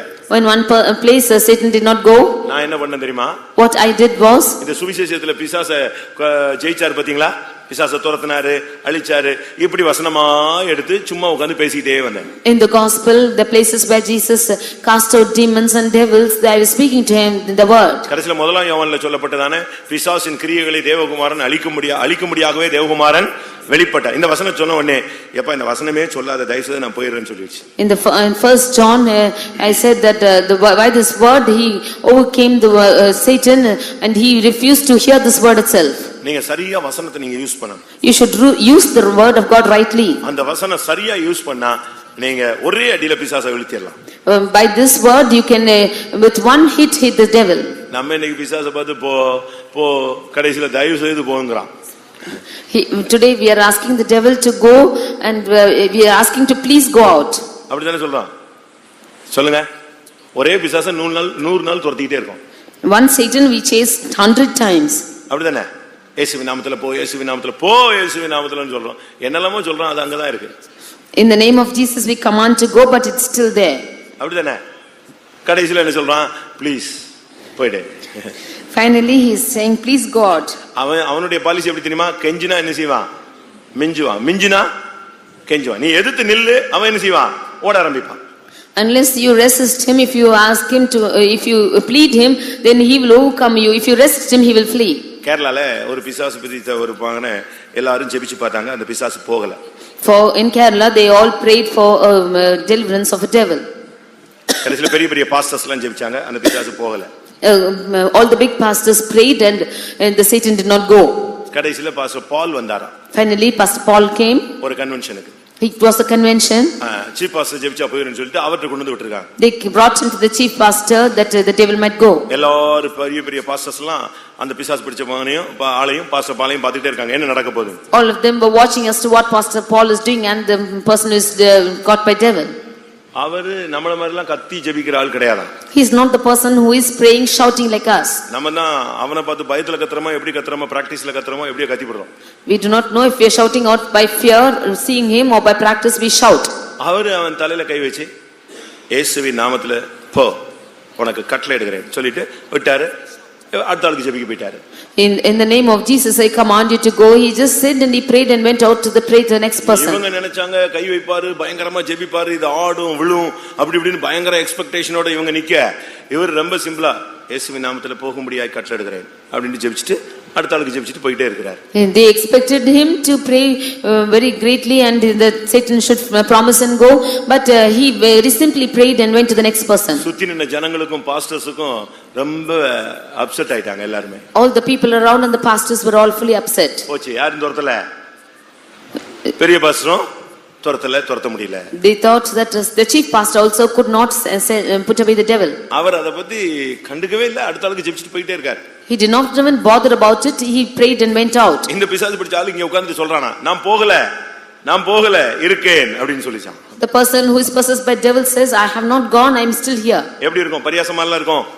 ஒரு பெரிய சீப் பாஸ்டர் ஜெபிச்சு அந்த பிசாசு போகலன்னு சொல்லிட்டு எல்லாரும் பார்த்துட்டு இருக்கும்போது இவர் ஜெபிச்சுக்கிட்டே போனா இவன் இங்க இருந்து என்ன சொல்றான், நான் போகல இங்க தான் இருக்கிறேன்னு சொல்றான். When the chief pastor prayed and when all of them around looking, it would be really shameful, and he's telling that I have not gone, I'm still there. எல்லாரும் ரொம்ப வேதனையோடு பார்த்தாங்க, இப்படி ஆயிப்போச்சே, பிசாசு பரியாசம் பண்ணி நான் இருக்கிறேன்னு சொல்றானே.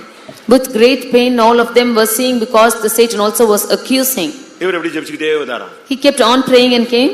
எல்லாருக்கும் ஜெபிச்சிட்டு முடியும் போது after he prayed to all of them and was over, இந்த பிசாசு பிடிச்ச ஆளு அவர்கிட்ட போனானா. This man who was possessed by Satan went to him. இப்ப சொல்லு நான் போறேன்னு சொன்னான். Now you say I go, he said. இப்ப போன்னு சொல்லு நான் போயிடுறேன்னு சொன்னான். Now he said you say command me to go, I'll go. அவர் அப்படி திரும்பி பார்த்து சொன்னாரா, நான் ஒரு ட்ரிப் தான் சொல்லுவேன், ஏற்கனவே சொல்லிட்டேன்னு சொன்னார். He turned back and said, I tell you once and I have already spoken. புரியுதா உங்களுக்கு எல்லாருக்கும்? அவர் என்ன சொன்னாரு, நான் இயேசுவின் நாமத்தை விசுவாசித்து சொல்ற ஆளு, நான் ஒரு ட்ரிப் தான் சொல்லுவேன், ஏற்கனவே என்ன செஞ்சிட்டேன், ஒரு ட்ரிப் அந்த வார்த்தையை சொல்லிட்டேன், முடிஞ்சு போச்சுன்னு சொல்றான். I am a person who believes on the name of the Lord and commands you. I have already spoken the word believing on his name. இப்போ அவரை விடாம இன்னும் ஒரு ட்ரிப் சொல்லு, இன்னும் ஒரு ட்ரிப் சொல்லு, நான் போயிடுறேன், என்னால இருக்க முடியல, ஒரே ட்ரிப் சொல்லுங்க. என்னுடைய விசுவாசம் அப்படி அல்ல, ஒரு தடவை நான் சொல்லிட்டேன் போன்னு சொல்லி அதோட என்னது வேலை முடிஞ்சிருந்தாரு. எப்படிப்பட்ட பாஸ்டர்ஸ் இருந்திருக்காங்க. The Satan kept on saying, once more you tell that word and I will go, but he said, I believed on the word and spoke once, that is the it. அவங்க அந்த வார்த்தையிலே நின்னுட்டு இருக்காங்க. They stood by that word. ஒரு trip தேவனுடைய வார்த்தையை use பண்ணேன் போன்னு சொல்லி அந்த அதிகாரம் உள்ள வார்த்தை தான். அதுக்கு பிறகு இன்னொரு ட்ரிப் நான் யூஸ் பண்றது இல்ல. அதுதான் அவங்கள பெரிய ஆட்களாய் மாத்தி வைத்திருந்தது. The command which they said is once and that is what they don't repeat it and that's what has made him great. கடைசில அந்த ஆவி அலறி விழுந்து நான் பேசினது தப்பு, ஆடினது தப்பு, நின்னது தப்பு, திருப்பி சொன்னது எல்லாம் போட்டு மொத்தத்துக்கு மன்னிப்பு கேட்டு ஓடியே போயிடுச்சு. Finally that spirit just shouted out and cried saying, all what I have done is wrong, what I spoken is wrong, and it just fled away. நீங்க எத்தனை ட்ரிப் யூஸ் பண்றீங்க வார்த்தை? How many trips are you using this word? நான் எத்தனை trip use பண்றேன் பாருங்க. See how many times I am using this word? சொல்லுங்க. நம்ம என்ன நினைக்கிறோம்னா 1000 ட்ரிப் சொன்னா கூட பரவாயில்ல, போனா போதும்னு சொல்றோம். We think as to 1000 times we tell this word, if it goes it's sufficient. நமக்கு அந்த வார்த்தையில் உள்ள மகத்துவம் என்ன செய்யல, தெரியல. We do not know the glory of that word. அந்த வார்த்தையில் உள்ளதான ஜீவன் நமக்கு புரியல. We do not know the life in that word. அந்த வசனத்தை அவங்க எப்படி யூஸ் பண்ணிருக்காங்க, அந்த ஒரே கல்லு தான், அடுத்த கல்லு எடுக்க வேண்டிய அவசியமே இல்ல. See how they have used the word, only one stone, not the next stone. ஆட்டுக்குட்டியின் இரத்தத்தினாலும் சாட்சியின் வசனத்தினாலும் அவனை ஜெயித்தார்கள். They overcame him by the blood of the lamb and by the word of their testimony. கடைசியாக Finally இந்த வார்த்தை ஒரு மனிதனை பரிசுத்தமாக்குகிறது. this word is sanctifying a person. யோவான் 17:17. John 17:17. யோவான் 17ஆம் அதிகாரம் 17ஆம் வசனம். உம்முடைய சத்தியத்தினாலே அவர்களை பரிசுத்தமாக்கும், உம்முடைய வசனமே சத்தியம். ஒரு வசனம், அந்த சத்தியம் ஒரு மனிதனை பரிசுத்தமாக்குகிறது. The word of God which is the truth is sanctifying a person. நம்ம எல்லாம் இவ்வளவு மாறி இருக்கிறதுக்கு காரணம் என்ன? The reason why we are all changed like this is, நம்ம சுபாவம் இவ்வளவு மாறி இருக்கிறதுக்கு காரணம் என்ன? the reason why our character is changed like this is, நம்ம ஆரம்பத்துல எப்படியா இருந்தோம்? were we like this in the beginning? ஒரு மனுஷன் சொல்றான், நான் மிருகம் போல இருந்தேன், I was like a beast as a man. ஆனா உம்முடைய ஆலோசனையின்படி என்னை மாற்றி மாற்றி இப்பொழுது எங்கே கொண்டு வருகிறீர்? மகிமையிலே கொண்டு வந்து என்னை ஏற்றுக்கொள்கிறீர். But by thy counsel you are changing me and you are accepting me in glory. நம்ம ஆரம்பத்துல அப்படித்தான் இருந்தோம். That is how we were in the beginning. மிருகம் போல தான் நம்ம காணப்பட்டோம். We were like the beasts. 73ஆம் சங்கீதம் 73rd Psalm 22ஆம் வசனத்துல, நான் காரியம் அறியாத மூடன் உமக்கு முன்பாக மிருகம் போல இருந்தேன். Psalm 73:22 we see that I was like a foolish man, I was a beast before thee. ஆனால் 24ஆம் வசனம், The 24th verse, உம்முடைய ஆலோசனைப்படி என்னை நடத்தி முடிவிலே என்னை மகிமையிலே ஏற்றுக்கொள்வீர். thou shalt guide me with thy counsel and afterward receive me to இந்த glory. வசனம் கொஞ்சம் கொஞ்சமாய் ஒரு மனிதனை பரிசுத்தமாக்குகிறது. This word is sanctifying a man கொஞ்சம் slowly. கொஞ்சமாய் அவனுடைய சுபாவத்தை மாற்றி மாற்றி அவனை மறுரூபப்படுத்துகிறது. Slowly it's changing his character and it is renewing him. எத்தனை பேருக்கு இந்த வசனம் தேவை? How many of you need this word? அவர் அனுப்பின வசனம் அது வெறுமையாய் திரும்பி போகாது. நமக்குள்ளே அனுப்பின காரியத்தை செய்துவிட்டு தான் திரும்பி போகும். His word will not return emptily or without void, but it will accomplish the word which it sent for. ஒரு சாதாரண மழை பெய்து அது பூமியிலே ஒரு வேலையை செய்கிறதுனால் தேவனுடைய வசனம் எவ்வளவு மகத்தான வேலையை செய்யும். If an ordinary rain will rain on the earth and does it work on this earth, how much more the word of God will work in us. அது அழிவில்லாத வித்து அழியாமை உள்ளவனாய் நம்மை மாற்றுகிறது. It is an incorruptible seed and it is making us incorruptible. அது நம்மை முதற்பலனாய் மாற்றுகிறது. It is making us as first fruits. நம்முடைய ஆத்துமாவை அது ரட்சிக்கிறது. It is saving our soul. சூழ்நிலைகள் மத்தியிலே நம்மை தாங்குகிறது. In the midst of our situations, it's upholding us. அது நம்முடைய பாதைகளுக்கு தீபமாக இருக்கிறது. It is a light into our path. இருளிலே வெளிச்சமாய் இருக்கிறது. It is a light into our darkness. நம்முடைய வியாதி நேரத்திலே இந்த வசனம் நம்மை குணமாக்குகிறது. In the midst of our sickness, this verse is healing us. போராட்டங்கள் மத்தியிலே நம்மை புடமிட்டு நம்மை உருவாக்கி சிங்காசனத்துக்குரியவர்களாய் மாற்றுகிறது. In the midst of tribulations, it's trying us and making us an head to the throne. பேதையராய் இருந்தாலும் நம்மை உணர்வுள்ளவர்களாய் ஞானிகளாய் திசைகெட்டு போகாதபடி பாதுகாக்கிறது. Although we are fools and simple, it is making us not to err from our path. நமக்கு பொறுமையையும் ஆறுதலையும் அது உண்டு பண்ணுகிறது. It is making us patient and comfort. சாத்தானை ஜெயிக்க வைக்கிறது. It is making us overcome Satan. எல்லாவற்றுக்கும் மேலாக நம்மை பரிசுத்தமாக்குகிறது. Above all, it's sanctifying us. அதனால தான் ஒரு மனுஷன் சொல்றான், அந்த வசனத்துக்காக நான் காத்திருக்கிறேன், எனக்கு அப்படிப்பட்ட ஒரு வசனத்தை தாரும் என்று கேட்கிறான். Therefore a man of God says, I'm waiting for that word, you give me that word. 119 சங்கீதம் 119 Psalm 81 வசனம், verse 81. 119 81. உம்முடைய ரட்சிப்புக்கு என் ஆத்துமா தவிக்கிறது, உம்முடைய வசனத்துக்கு காத்திருக்கிறேன். உம்முடைய வசனத்துக்கு நான் காத்திருக்கிறேன். I hope in thy word. எல்லாரும் கண்களை மூடுவோம். அப்படிப்பட்ட ஒரு வசனம் நமக்கு கிடைக்கும்படியாக நாம் காத்திருக்கலாம். For us, let us wait for us to receive such a word from the God. ஆண்டவரே, எனக்கு ஒரு வசனம் தாங்க ஆண்டவரே. Lord, you give me a word like this. உம்முடைய வசனத்தை பத்தி பல விளக்கங்கள் எனக்கு கிடைத்தது. I have got many explanations for thy word. இன்னும் வேதத்துல எவ்வளவோ விளக்கங்கள் உண்டு. Even there are many goodness of this word. அநேகரை பரிசுத்தவான்களாய் அதை மாற்றி இருக்கிறது. It has changed many saints. அநேக பரிசுத்தவான்களுடைய வாழ்க்கையில அற்புதங்களை செய்திருக்கிறது. It has made many miracles in the life of many saints. உம்முடைய வசனம் இன்றைக்கும் பூமியிலே அற்புதங்களை நிகழ்த்துகிறது. Even today your word is performing miracles. நான் பல பாதைகளிலே போய் கொண்டிருக்கிறேன். I am going through many paths. வியாதி படுக்கையிலே காணப்படுகிறேன். I am in my sick bed. போராட்டங்கள் மத்தியிலே காணப்படுகிறேன். I am in the midst of troubles. இவைகளுக்கு மத்தியிலே இந்த வசனங்களின் அடிப்படையிலே உம்முடைய வசனத்துக்காய் நான் காத்திருக்கிறேன். In the midst of all this, on the basis of your word, I am waiting for your word. யாருக்கெல்லாம் வசனம் தேவை? How many of you need this word? ஒரு வார்த்தை எனக்கு சொல்லணும்னு சொல்றவங்க கண்களை மூடி முழங்கால் போடுங்க. All those who say I want a word, you close your eyes and kneel down. கர்த்தாவே, நான் போகிற பாதையை நீர் அறிவீர். Lord, you know the path I'm going through. என் புருஷனுக்கு தெரியாது, மனைவிக்கு தெரியாது, பிள்ளைகளுக்கு புரியாது, ஊழியக்காரங்களுக்கு கூட நான் போகிற பாதை தெரியாது.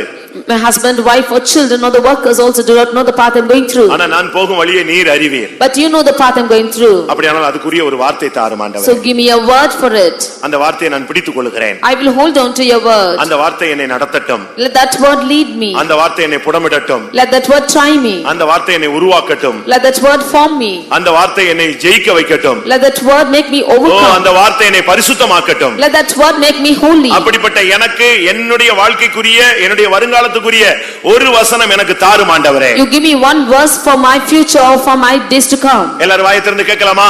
Let us all open our mouth and ask. உனக்கு உரிய வார்த்தை அவரிடத்தில் இருக்கிறது.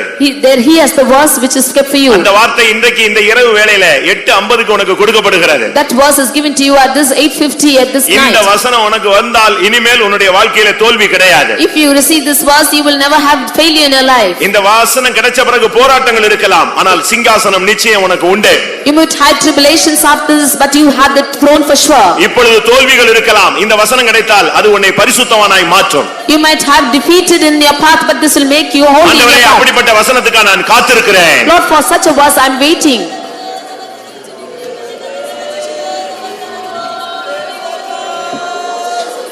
ரேபாலா கத்திடபா கத்திடா கடபா கத்திர ஒரு வார்த்தை கத்தாவே, ஒரு வார்த்தை கொடுங்க ஆண்டவரே, ஒரு வசனம் கொடுங்க தாவே. ஹல்லேலூயா.